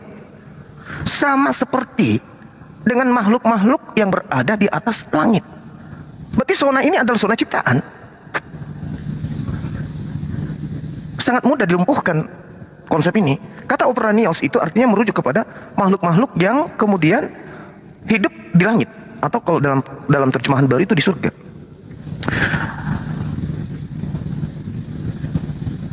Dikatakan Tuhan awalnya ada daging, ada darah. Tuhan datang dalam bentuk daging. Ini sudah membantah dalil-dalil. Tuhan datang dalam bentuk daging berarti Tuhan datang dalam bentuk ciptaan. Tuhan datang dalam bentuk makhluk. Tuhan datang dalam bentuk manusia. Kalau Tuhan datang dalam bentuk makhluk, dalam bentuk manusia, berarti Tuhan datang dalam bentuk bukan Tuhan. Bukan Tuhan berarti bukan Tuhan. Manusia Yesus bukan Tuhan. Ya gimana ceritanya? Yesaya 43 nomor 10, engkaulah saksi-saksiku. Sampai Tuhan itu mengambil saksi loh. Tidak ada Tuhan yang dibentuk. Tuhan datang dalam bentuk manusia dikarenakan apa? Gara-gara Paulus nih. Filipi 2 nomor 6, nomor 7, nomor 8. Terus Kolose 2 nomor 9. Padahal Yesus mengatakan ketika ditanya dalam kisah para rasul, kisah rasul berapa? Kisah para rasul berapa mas? Nggak tahu. 22 nomor 8. Ketika Paulus itu diceritakan bertanya, siapakah engkau? Apakah engkau Tuhan? Yesus menjawab, akulah Yesus, manusia, antropos, dari kota Nazaret. Dia sendiri mengatakan. Bagaimana tuh? Jadi saya rasa kalau saudari saya ini tidak mampu membuktikan sisi ketuhanan Yesus 0,1%, bagaimana Anda bisa mengajari kita, menyampaikan ke kita bahwa Tuhan datang dalam bentuk daging. Kalau sang daging ini pun tak mampu membuktikan 0,1%. Silakan. Saya harus tepuk tangan dulu. Oke. Saya sambil nyimak di YouTube ya. Ya, suara saya ini kedengaran nggak? Hujan di sini, Bang Juma. Kedengaran, Mbak. Kedengaran. Oke, Bang Juma, konsentrasinya ini lagi penuh atau lagi menurun? Coba jujur. Saya sangat konsentrasi dan menggelikan gitu mas. Iya, silakan. Iya. Soalnya aku sudah 7 kali bilang kami menolak Yesus itu adalah manusia. Loh, bagaimana saudari saya menolak Yesus itu manusia? Anda masih sehat? Nah, makanya Maria manusia melahirkan manusia. Berarti benar, berarti dari tadi saya sudah 7 kali mengulangi, artinya Bang Juma itu tidak menyimak. Kami menolak Yesus itu menjadi manusia, oke ya. Pertama, ini lagi ya, tapi jadi ulangi lagi. Nah, saya berharap begini ya, ketika teman-teman Muslim selalu mengatakan kepada saudara Kristen, ya saya memang tidak memungkiri. Kita fair ya, di dalam setiap agama ini selalu aja ada yang low quality, ada yang high quality. Saya juga tidak memungkiri bahwa di dalam kedua itu pun ada yang cuman bani terjemahan. Jadi kami tidak bisa hanya masuk ke dalam terjemahan. Yang namanya metode hermeneutik itu juga dipakai dalam hermeneutik Islam, Islamologi, itu harus ada critical text. Makanya saya katakan tadi, aku mengatakan berulang-ulang, Yohanes 1 ayat 14 itu bukan menjadi manusia, di bahasa Inggrisnya juga bukan human, tapi menjadi daging. Ini pun adalah pertentangan kami dengan Trinitas, jadi saya memaklumin. Nah, aku tadi sudah berulang-ulang menjelaskan, aku tidak tahu apakah bisa konsentrasi menangkap, karena mengulang itu cukup capek loh. Daging itu dan manusia itu beda. Manusia itu pengelompokan makhluk hidup. Daging itu bicara tentang bahan dari tubuh. Tubuh itu bicara bentuk. Nah, kenapa di sana tidak memakai human? Kedua, anthropos. Nah, Bang Juma harus belajar juga kaidah Yunaninya. Anthropos itu di dalam bahasa Yunaninya ya, itu dibedakan menjadi 2 golongan. Kalau dia menunjuk kepada sesuatu yang secara spesifik, itu menunjukkan kepada laki-laki. Tapi kalau dia secara umum, kolektif, itu menunjukkan kepada ya manusia, bisa pria, bisa wanita. Perhatikan di terjemahan bahasa Inggrisnya dia pakai MAN, satu, yang kedua MEN. Kalau MAN itu selalu laki-laki, pria. Kalau MEN itu baru bisa dikatakan ya pria, wanita, atau manusia secara kolektif. Nah, jadi Yesus itu tidak bisa dikatakan manusia. Bang Juma bilang lagi berulang-ulang, tapi kan dia tidur apa segala macam. Nah, coba kita buka Korintus berapa tadi? Biar kita buka. Korintus berapa Bang Juma? Yang mana tuh? Yang terkait dengan apa? 1 Korintus yang katanya dia itu sama seperti makhluk. Coba kita 1 buka. Korintus 15:48. 1 Korintus 15 ayat 48. 48. Iya. Oke ya. Mudah-mudahan saya tidak keliru teman-teman. Bang Ahisugi benar kan ya? Iya, coba aja dicek. Iya. 15 ayat 48.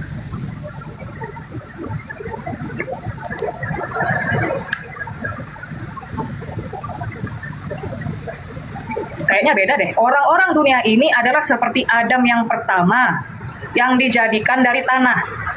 Coba Itu perhatikan sudah premis betul pertama. itu. Yang disampaikan Bang Juma udah betul itu. Makhluk-makhluk alami ya, sama dengan dia yang berasal dari debu tanah. Itu ya Aki Juma ya? Iya betul. Ini ayat berapa dulu? Kitab berapa, ayat berapa? 1 Korintus 15:48. Ya sudah, ini saya bacakan. Orang-orang dunia ini adalah seperti Adam yang pertama, yang dijadikan dari tanah. Adamah itu dari tanah. Tetapi orang-orang surga adalah seperti dia yang datang dari surga. Nah, di ayat yang lain kan Yesus bilang, aku datang dari atas, kamu dari bawah, Yesus dari surga. Jadi apa bedanya yang surga dengan dunia? Apa bedanya daging dunia dengan daging surga? Kalau yang dari dunia itu ada di Ayub, tubuh itu menjadi debu, kembali menjadi debu, karena Adam pertama dari tanah. Tetapi Yesus itu tidak dari tanah. Bahkan dalam kitab Anda sendiri pun, saya tidak tahu ya apa dikatakan Yesus itu dari tanah. Kayaknya sama deh, dikandung dari Roh Kudus. Di sana pakai bukan from, dikandung dari Roh Kudus, bukan dari tanah. Nah, jadi daging Tuhan itu tidak binasa. Itu bedanya. Makanya Yesus mati, dagingnya tidak membusuk. Itu hanya logika linear dari data dan juga pemahaman logis kita. Itu bedanya. Jadi walaupun sama-sama daging, kualitasnya itu berbeda. Itu yang kedua, Bang Juma. Yang pertama, tolong dipahami lagi, Yesus tidak pernah ada dalam Alkitab dikatakan menjadi manusia. Cari sampai dapat, tidak ada. Kedua, daging Tuhan itu berbeda dengan daging manusia. Ketiga, kalau dikatakan Tuhan berdaging, Tuhan berdarah, ini dapat dari mana? Yang pertama, saya pakai teologi proper dari Alkitab, yang Kejadian 1:6, Shalom Demut. Yang kedua, referensi dari ada Yahudi itu Mesianik, dari literasi mereka. Setidaknya di sini ada dua yang memvalidasi bukti kuat. Maka kalau Bang Juma ingin membantah hanya melalui satu bukti, itu gugur, nggak bisa kuat. Apalagi kalau kita balik ke bahasa asli. Terus yang terakhir, yang lebih penting lagi, maaf ini suara saya agak kuatin ya, ini hujan di sini. Yang terakhir, bukti Yesus Tuhan. Sekarang aku tanya dulu sama Bang Juma, Tuhan ini apa dulu coba? Tuhan pencipta. Tuhan pencipta. Itu aja. Ya, itu aja supaya nggak melebar. Ya udah, kalau begitu Yesus itu pencipta. Yohanes 1 ayat 1, Tuhan semesta alam, Mazmur 29. Tadi aku udah bacakan. Penguasa Filipi 2 ayat 10. Yesus bukan berada pada titik Yohanes 1 ayat 1, Mbak. Dia di 14-nya. Jadi siapa di sana? Fidakeus. Yang mana? Siapa homologos di Yohanes 1 itu siapa? Si Matius, si Markus, Fidakeus. Bukan, itu adalah sifat yang melekat pada diri Tuhan. Kalamnya, sifatnya. Yesus itu nanti Tuhan berfirman baru dia ada. Firman itu menjadi manusia. Menjadi manusia itu menjadi daging maksud saya. Yesus itu berfirman baru, coba sekali lagi. Jangan salah. Yesus itu berfirman. Siapa yang bilang Yesus berfirman? Oke, coba ulangi apa tadi? Yesus itu ada setelah ibunya ngeden. Daging itu ada nanti setelah Tuhan itu berfirman. Iya. Oke, Yesus ada karena Maria itu melahirkan, kan ya, gitu kan? Betul, nah, tadi di awal aku kembalikan konsentrasinya Bang Cuma. Di awal aku katakan Yesus itu kan Alfa. Sudah Alpha itu ada yang maha awal. Enggak ada Alfa maha awal, Mbak. Jangan ngarang bebas. Enggak ada. Dalam bahasa Yunani itu arke, permulaan. Aduh, parah ya. Arke. Nah, terus kenapa Alfa? Alfa itu bukan artinya awal. Alfa itu huruf A, alfabet awal dari Yunani. Apa artinya A? Itu alfabet Yunani. Alpha. Ya, apa artinya itu A, yang Mbak? pertama. Hah? Itu yang pertama. Bukan. Arti dari A itu apa? Itu awal. Yang pertama. Yang pertama. Dari mana? Dari mana Alfa itu adalah yang pertama? Harus masuk kemari. Bang Juma harus masuk kemari. Alfabet Ibrani, alfabet Yunani itu bukan asal-asalan. Alfabet Ibrani itu dari setiap alfabet itu ada arti. Ya, alef. Nah, ada terus arti. kalau A Yunani Alfa itu yang pertama, yang awal. Huruf awal. Jadi Yesus itu huruf awal. Yesus adalah huruf awal gitu. Bukan huruf awal. Simbol dari alfa itu menunjukkan keberadaan dia itu yang di awal. Simbol. Di keluaran, waktu Musa ketemu sama Tuhan nih ya. Kita percaya Tuhan Musa harusnya kan. Nah, waktu Musa ketemu sama Tuhan bilang, aser, artinya aku yang ada sudah sejak dulu, sekarang sampai selamanya. Itu di luar dari ruang dan waktu. Itu namanya kuantum. Nah, terus sang daging? Kemudian, tunggu dulu. Tadi apa kata Bang Juma? Oh, Yohanes 1 ayat 1. Yesus ada setelah Maria itu melahirkan. Satu sudah saya bantah. Kedua, coba menurut Bang Juma, coba tafsirkan sendiri nih. Aku kasih hak dulu nih ya.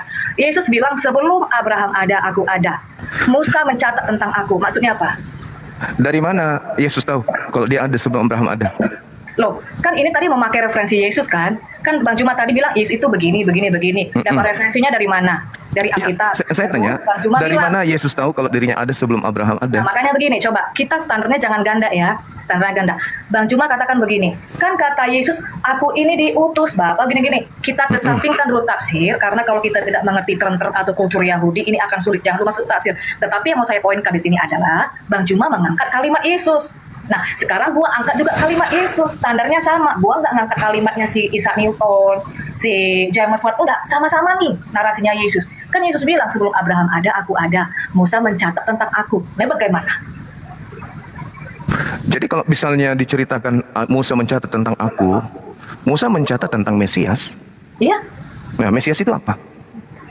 Menurut Bang Juma, Mesias itu apa? Oh, saya yang ditanya. Mesias itu makhluk ciptaan yang diberi kelebihan nabi, orang yang ditahirkan, orang yang ditasbih, orang yang diurapi. Dapat dari mana Mesias itu makhluk ciptaan? Lah, orang yang diurapi, manusia yang diurapi. Ya, yang diurapi. Iya, artinya yang diurapi. Iya, Kores diurapi, Harun diurapi. Terus mereka juga Tuhan. Makanya baca semuanya yang dikatakan. Makanya dibaca semua. Yesus itu bukan Mesias saja Bang Juma, tapi Mosia. Apa Mosia? Apa Mosia? Beda lagi. Ya makanya coba apa Mosia? Biar belajar Bang Juma. Apa? Iya, oke, ajarin saya. Mesia dengan Mosia itu bedanya di mana? Beda. Mosia itu penyelamat, juru selamat. Berarti Musa juga juru selamat? Enggak dong. Loh, dia dalilnya ada. Keluaran 19:20. Musa monogenes theos enggak? Tuhan mengatakan bahwasanya aku mengutus juru selamat bagi mereka, yaitu Musa. Musa monogenes theos enggak? Yohanes 1:18. Nah, itu kan konsep yang dibangun gereja kemudian. Itu bukan firman Tuhan. Yohanes 1 itu gimana? Yohanes itu di perjanjian baru loh. Sebelum Kristen itu ada ya. Itu enggak. Itu kitab yang diloloskan kemudian gereja-gereja untuk menuhankan Yesus sebagai pengganti Zeus. Nah, kalau begitu tidak boleh berdebat membawa perjanjian baru. Boleh? Ya, sejatinya memang tidak perlu. Ya sudah, jangan bawa perjanjian baru. Nah, oke. Kalau begitu kita bawa perjanjian lama. Jangan ada perjanjian baru. Kita masuk filsafat aja sama sains kalau gitu. Ya sudah, coba Anda buktikan bagaimana kemudian Yesus itu secara sains dia adalah pencipta. Jadi bagaimana? Kita mau tadi Bang Juma kan mengangkat kalimat sains boleh, filsafat juga boleh, saya terserah. Oke. Sekarang Anda buktikan secara sains bahwa Yesus itu pencipta. Iya. Coba. Berarti standar Bang Juma aku runtuhkan ya. Bang Juma tadi bawa kalimat Yesus adalah perjanjian baru. Jadi aku juga nggak usah bawa perjanjian baru gitu. Terserah, saya ngikut aja. Karena Yesus mau dibawa kemanapun bukan Tuhan dia manusia. Ya. Makanya saya minta tadi 0,1% pun sampai sekarang nggak ada bukti. Bang Juma kejebak. Silakan. Kalau jebakan Anda itu akan rubuh, dijebak dengan Tuhan sekalipun. Bang Juma kamu terjebak. Kalau Bang Juma itu tidak membawa perjanjian baru, dari mana Bang Juma tahu Yesus? Bang Juma kan bahas Yesus ini. Dari Anda. Hah? Dari saudara saya. Dari mana? Yesus itu tokoh fiktif sebenarnya. Karangan orang-orang barat, Roma. Berarti Isa Al-Masih fiktif? Oh, Isa beda. Isa itu utusan Tuhan kepada Bani Israel. Oh, beda. Berarti Isa Yesus beda. Lalu apa yang diperdebatkan kalau beda? Ya, Tuhan Anda itu yang Anda mengatakan Yesus itu yang adalah manusia. Ya, lalu kenapa diperdebatkan? Kan beda. Diperdebatkan karena kita ini adalah agama Syiar. Anda agama Syiar, saya juga agama Syiar. Sekarang saya ikuti aja saudari saya ini. Mau bersampat silakan, mau berbicara dalil silakan. Anda mau berbicara mengenai sains juga silakan. Kita kesampingkan saja ya. Kita cari benang merahnya. Apa yang mau dikesampingkan? Tiga-tiganya. Berarti akal-akalan aja. Kita cari benang merahnya yang mana kita ini bisa sama. Oke. Jadi jangan sampai Bang Juma kejebak. Oh, berarti mundur lagi, masuk lagi kembali. Mundur. Bukan sains, bukan ini. Bisa. Bang Juma bawa Musa, bawa Abraham karena tokoh di dalam Al-Qur'an itu juga ada Musa, ada Abraham sebagai leluhur, benar nggak? Iya, memang betul. Itu ajaran kami. Iya, Tuhan. Musa orang apa? Musa orang Ibrani. Tuhan Ibrani siapa? Tuhan Ibrani pencipta langit dan bumi, Hasem. Namanya siapa? Mereka memanggilnya Hasem. Nah, kenapa nggak panggil Hasem? Lah, itu Tuhan datang menyatakan diri dalam bahasa Ibrani. Kenapa nggak mau panggil Hasem? Kenapa panggil Hasem? Saya diperkenalkan dengan Tuhan Allah. Coba terstruktur ya. Musa tadi orang Ibrani, benar? Iya, betul. Orang Ibrani memanggil Tuhannya itu apa? Memanggil Tuhannya dengan panggilan Hasem. Adonai, Tetragrammaton, Yahweh. Kenapa jadi saya yang diuji? Bukannya Yesus ini yang akan diuji secara sains? Tapi kita tadi mau menafikan Yesus. Saya moderator, saya kalau Yesus dinafikan, terus Anda Tuhannya siapa, Mbak? Ntar dulu, saya cut dulu. Tar. Anda mau menyembah siapa? Stop dulu, saya cut. Moderator, cut dulu. Kembali hilang seketika. Kembali ke topik. Buktikan siapa sih sang pencipta itu. Konsep ketuhanan. Kembali ke topik. Silakan. Iya, jadi jangan sampai kejebak sendiri Bang Juma. Karena begini, kalau kita... Saya justru suka dijebak, karena biasanya orang yang menjebak saya itu yang tergulung sendiri dengan logikanya. Saya suka malah. Anda mau bawa saya kemanapun boleh. Yang penting jangan ke KUA. Nggak, Sini deh. Pak, kembali ke topik dong. Buktikan sang pencipta itu siapa sih, itu loh. Itu aja dulu, jangan kemana-mana. Fokus ke topik. Ngomong ke KUA anti repot ini Bang Juma. Jadi begini. Yang penting jangan ke sana. Jadi tadi kan begini, aku ngikutin Bang Juma. Kalau tidak mau memakai perjanjian baru, karena Yesus itu adanya kita temukan namanya kan di perjanjian baru. Nah, jadi nggak boleh nih membuktikan dari situ. Oke, kita ambil tarik garis merahnya ya, garis merahnya itu yang sama. Oke nih, you punya agama percaya tokoh si Musa nggak percaya? Oh, gua punya tokoh Musa. Aduh, nggak didengarin, kembali ke topik, Kenapa? Kembali ke topik, siapakah sang Kita ini pencipta? nggak tahu lagi Oke, nih. kembali ke topik ya. Ya, kembali ke topik. Siap. Pertanyaan moderator nih berdua nih. Siapakah sang pencipta alam semesta itu? Silakan. Rabbus Biar nggak samawati kemana-mana. wal ard. Ya, Yang makanya disebutkan tadi aku tanya. Banyuma dulu, Ibu Pendeta. Banyuma dulu, siapakah pencipta alam semesta itu? Habis Banyuma Anda lagi. Silakan. Oke. Allah Subhanahu wa taala yang Maha Suci lagi Maha Tinggi. Kalau dalam Kristen kan itu Yesus, makanya tadi gua nanya nih, satukan dulu definisi kita, Tuhan itu apa? Pencipta. Pencipta. Nah, di dalam kekristenan Yesus itu pencipta, itu di Yohanes 1 ayat 1 juga Itu ada bukan Yesus. namanya Kejadian 1 ayat 1. Itu Nah, bukan Yesus, Mbak. di Filipi. Jadi siapa? Makanya gua tanya, jadi itu siapa? Itu adalah Tuhan. Ya berarti Yesus itu Tuhan. Tidak bisa. Yesus itu daging. Jadi Yohanes 1 itu siapa? Tuhan. Oke, Tuhan itu siapa? Tuhan itu pencipta. Pencipta itu siapa? Ia menciptakan daging Yesus. Namanya siapa? Kalau orang Yahudi mengenalnya Hasem, kami mengenalnya Allah. Jadi Hologos itu siapa? Hologos itu perkataan Tuhan. Terus di klausa ketiga Hologos itu adalah Theos. Iya, Theos, dewa. Nah, terus? Nah, jadi Hologos itu adalah Tuhan, adalah Allah itu sendiri. Terus? Nah, jadi nama Allah itu siapa? Loh, nama Allah itu siapa? Nama Allah itu siapa? Jangan, Allah itu kita adalah tidak sedang nama. membahas, kita tidak sedang membahas tentang nama Tuhan. Di Ini sini kita sedang bedanya. membahas tentang pencipta, konsep Tuhan. Nah, di sini bedanya. Bagi sekarang teman-teman siapa yang terjebak? Muslim, nah, begini bedanya di sini. Bagi teman-teman Muslim, Allah itu nama. Bagi Kristen, Allah itu bukan nama. Ini saudari saya yang baik hati ini kemana-mana Yang sekarang. nama itu personal. Sekarang ini loh, saya moderatorin. Buktikan, Bu. Banyuma tadi udah membuktikan Allah Subhanahu wa taala pencipta alam semesta. Buktikan kalau Yesus itu pencipta alam semesta. Datanya silakan. Ya, Yohanes 1 ayat 1.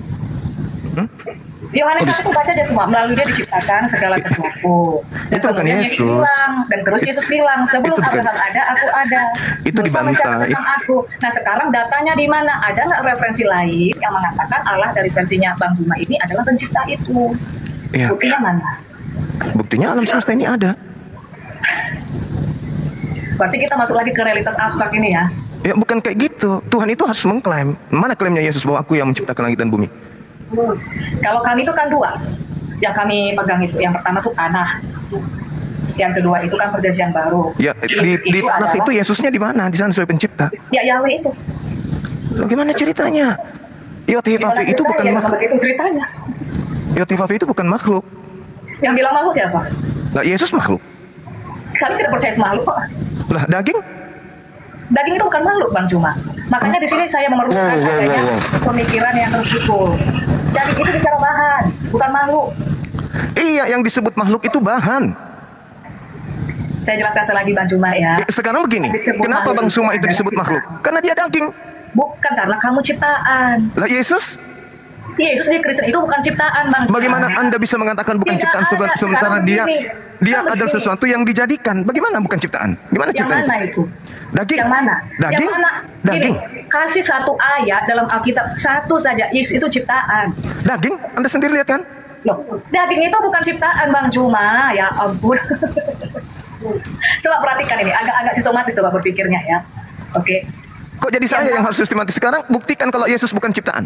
Loh, tidak ada ayat dalam kitab itu ciptaan. Kalau nggak ada, Alamatnya. Alamak. Wahyu, Kolose. Wahyu 3:14. nggak ada. Cari Alamak. aja. Kan sekarang tuh begini nih ya. Di dalam pemahaman Muslim, Yesus itu ciptaan. Itu terserah. Kalau dibacakan Aku datang. Dengar. Bisa. Sebelum masuk dalam data dalil, pengakuan Yesus, aku datang. Nah, Bukan atas dari mana? kehendakku. Jangan dulu masuk tafsir. Ini ribet Bukan kalau masuk tafsir. Coba Jangan Anda dulu maknai, masuk aku tafsir. datang bukan atas kehendakku. Pernah ngelihat Sefirot nggak? Alamak. Belajar Sefirot nggak? Kalau Alamak. nggak ya saya nggak bisa karena Bang Juma hanya stuck wawasannya masalah ayat-ayat kemudian tafsir sendiri nggak bisa karena begini Bang Juma ya. Tidak perlu kemudian pembendaharaan informasi. Kalau Yesus sendiri yang adalah daging, Anda katakan bukan makhluk. Oke, gini sekarang Sedangkan tadi dalilnya saya tunjukkan 1 Korintus 15:48, Yesus makhluk. yang Anda mana? bantahkan 1 Korintus dengan- 15:48 tadi. Yang mana? Yesus itu Ya, adalah ciptaan. Coba Anda baca. Mana? Coba Anda baca. 1 Korintus. 15:48. Sudah saya baca tadi. Nggak ada Ya. ciptaan. Loh, di situ Mana? disebut apa? Orang-orang dunia ini adalah Orang-orang. Nah, Orang-orang. orang dunia. Terus Yesus bersama dengan orang-orang. Orang-orang dunia kan? Kalau Yesusnya? Oke, sekarang kita buka ayatnya. Ini benang merahnya ya. Nah. Nggak tahu nih, aku pernah baca atau enggak. Yohanes 8 ayat 23. Pernah baca nggak? Pernah pasti. Silakan itu? Anda urai. Coba Apa? Anda urai. Iya, Anda apa urai coba? coba. Anda urai. Lalu ia berkata kepada mereka, ia ini siapa? Yesus. Yesus. Oke. Ah. Kamu berasal dari bawah. Kamu ini siapa? Ke siapa Yesus bicara? Kan tadi sudah dikatakan bahwa Yesus orang-orang yang datang dari surga, dari langit, sama seperti Iya, Yesus. ini coba baca ya. Alamak. Aku dari atas. Sudah? Aku dari atas. Terus? Kamu dari dunia ini. Nah, terus? Oke. Aku bukan dari dunia ini. Ya, kalau dia bukan dari Yesus dia sendiri. bukan dari bawah. Yesus bukan Apakah dari dunia. Apakah sendiri dia? Apa maksudnya apakah sendiri? Apakah sendiri dia dari surga, dari atas? Kita kalau bicara high dimensi, dia berada paling atas. Malaikat itu dimensi di bawahnya. Ya, tadi dalilnya 1 Nah, makanya Korintus begini, 5:48. kamu itu, coba kamu pernah nggak baca Alkitab yang Paulus itu rohnya dibawa ke lapisan langit ketiga? Kata siapa? Alkitab. Ya silakan Anda bacakan. Oke, kalau ada aku bacakan gimana? Maksudnya apa ini? Bentar ya, supaya kita bisa masuk nanti ke dalam tradisi Yahudi bahwa kamu ini kayaknya nggak mendalami Islam juga deh. Di Islam itu juga ada 7 lapisan langit loh. Hah? Kamu ini belajar nggak? Di Islam itu ada 7 lapisan langit. Itu sama kayak Yahudi, cuma di Yahudi itu 5 kalau nggak salah. Jadi langit itu punya lapisan. Tuhan itu Throne of God itu berada di dimensi yang paling atas. Yang malaikat itu yang dimensi di bawahnya, lapisan di bawahnya. Yesus Kamu itu Islam dari rahim ibunya. kamu Kalau pelajari ibunya tidak, agamamu nggak? Di Islam itu ada 7 lapisan langit. kalau Tahu ibunya tidak, iya Al-Quran surah An-Nasyid. Kalau Ah, kalau tahu kan? kemudian ibunya tidak ngeden, mati dia itu dalam rahim. Kan tadi aku sudah menjelaskan. Yesus itu bukan ada pada saat dilahirkan. Waduh. Dia sudah ada sejak di perjanjian lama. Sebelum Abraham ada, aku sudah ada, kata Yesus. Dari mana Apa Yesus tahu itu? ada sebelum Abraham ada? Dari mana? Loh, orang dia Yesus adalah Tuhan itu sendiri kok. Kalau begitu kenapa dia nggak tahu hari kiamat? Siapa bilang nggak tahu? Itu salah. Terjemahannya nggak begitu. Coba yang aslinya kayak mana? Nah, kamu kan di terjemahan. Kamu Ya hanya udah, coba di mana Yesus mengatakan di situ? Kamu kayak Trinitas mah, di situ aja ini. Nggak ada itu anak tidak tahu kiamat. Coba kamu baca bahasa aslinya, kamu terjemahkan bahasa Indonesianya. Mana ada begitu artinya? La haula wala quwata illa billah. Makanya Bagaimana jangan ini lupa panitia ini? terjemahan. Panitia gimana? Yohanes 17, Yohanes Kita 17 buka ya. nomor Kita buka. 16. Diam dulu. Mereka Ya. bukan dari dunia ini, sama seperti aku bukan dari dunia ini. Berarti Yesus bukan dari dunia ini, bukan cuma sendiri. Siapa yang sama seperti aku bukan dari dunia ini? Murid-muridnya kata Yesus. Coba kita lihat di ayat mana. Kita elaborasi dulu. Jangan asal-asal. Yohanes 17 ya, nomor 17 ya. 17 nomor 14 ya. 14. 14 atau 6? Iya 14, sorry. 14. Oh ya, sorry. 14, makasih. Yohanes 14 ayat 17, Yohanes 14. 17 nomor 14. Yohanes 14:17 bukan itu. Loh. Segala firman-Mu telah aku sampaikan Roh kepada Kudus mereka. pada saat itu tinggal bersama dengan para murid dan Kristus berjanji bahwa roh itu akan Yohanes turun. 17 14 Mbak Gesa. Oh, Berapa kali harus saya ulang? sabar.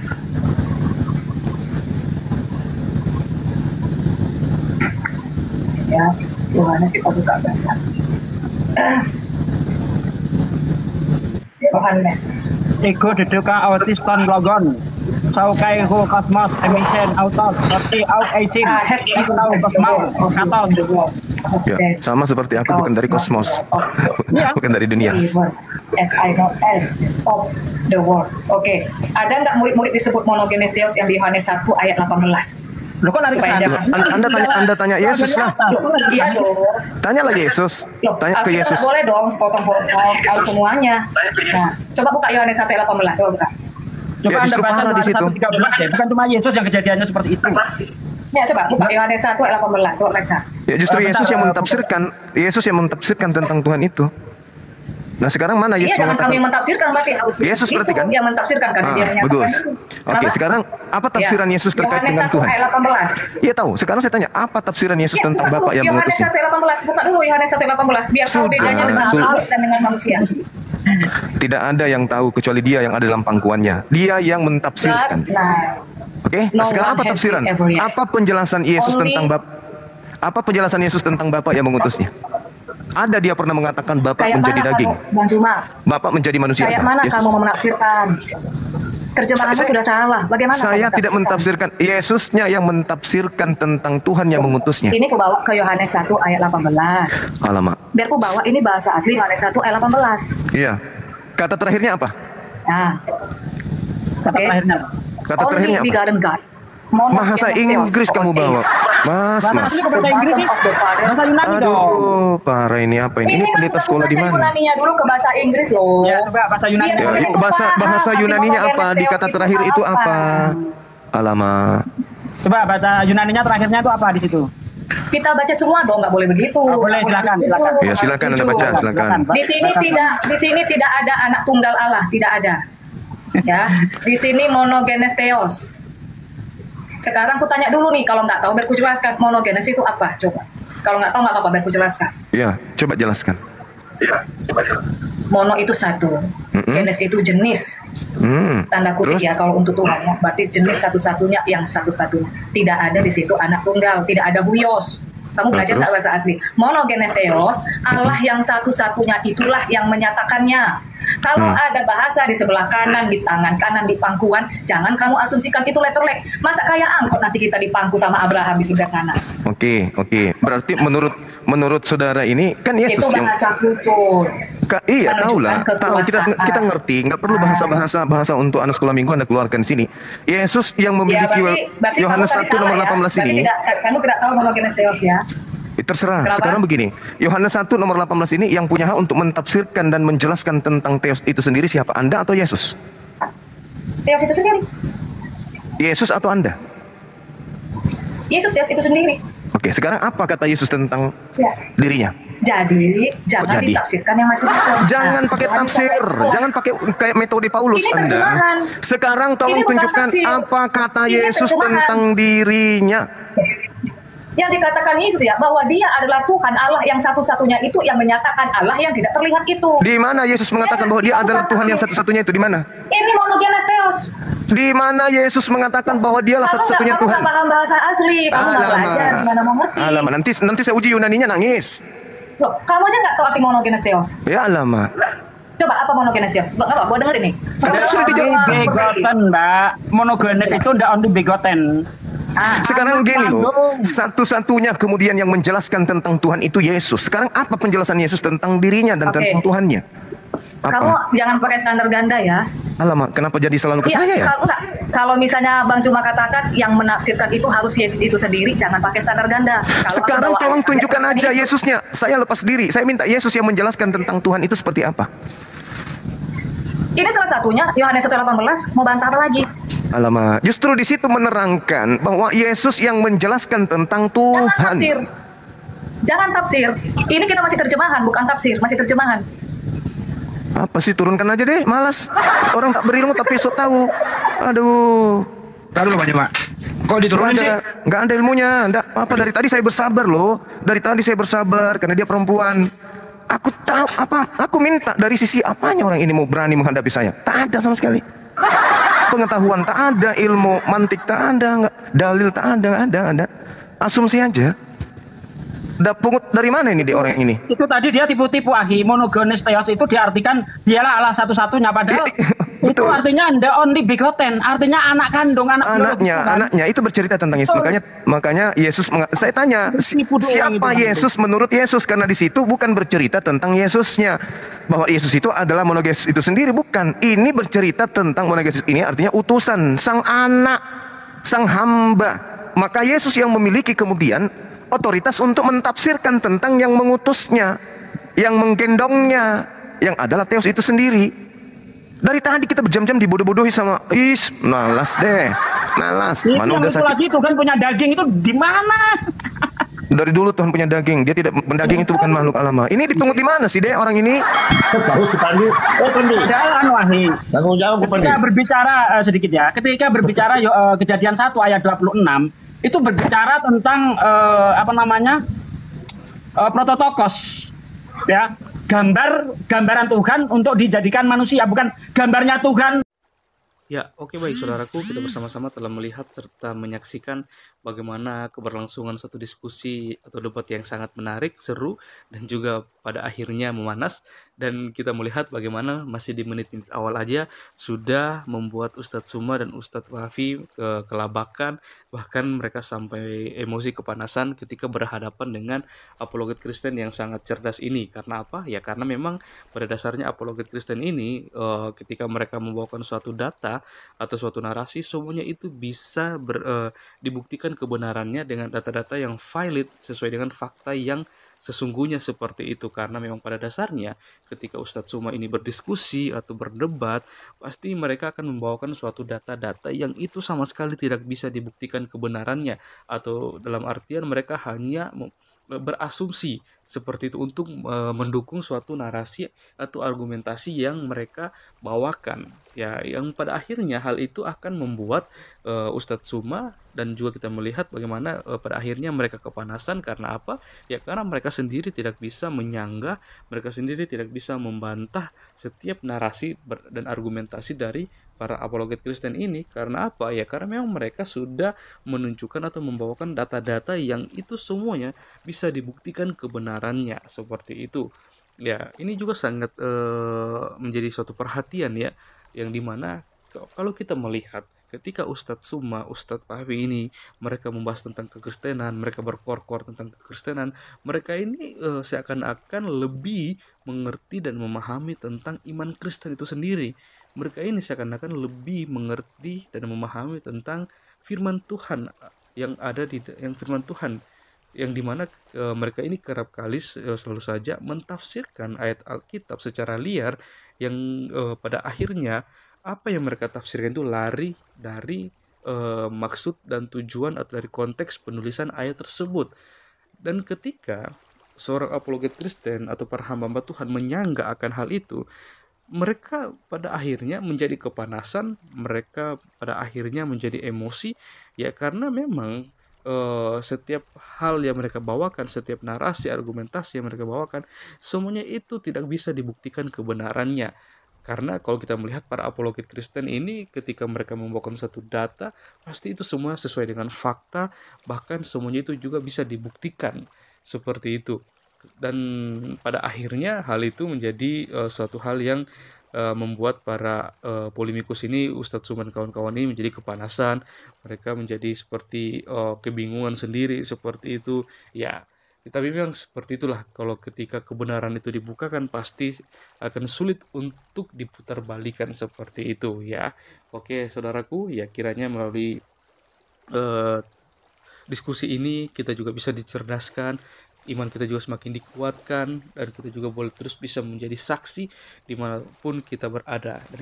Dan kiranya kita juga terus berdoa untuk para anak-anak Tuhan, para apologet Kristen dimanapun mereka berada, supaya mereka boleh terus dipakai Tuhan secara luar biasa untuk memberitakan kabar baik, kabar sukacita. Tugas kita sebagai orang percaya, kita juga bisa menjadi saksi dimanapun kita berada dan nama Tuhan dipermuliakan.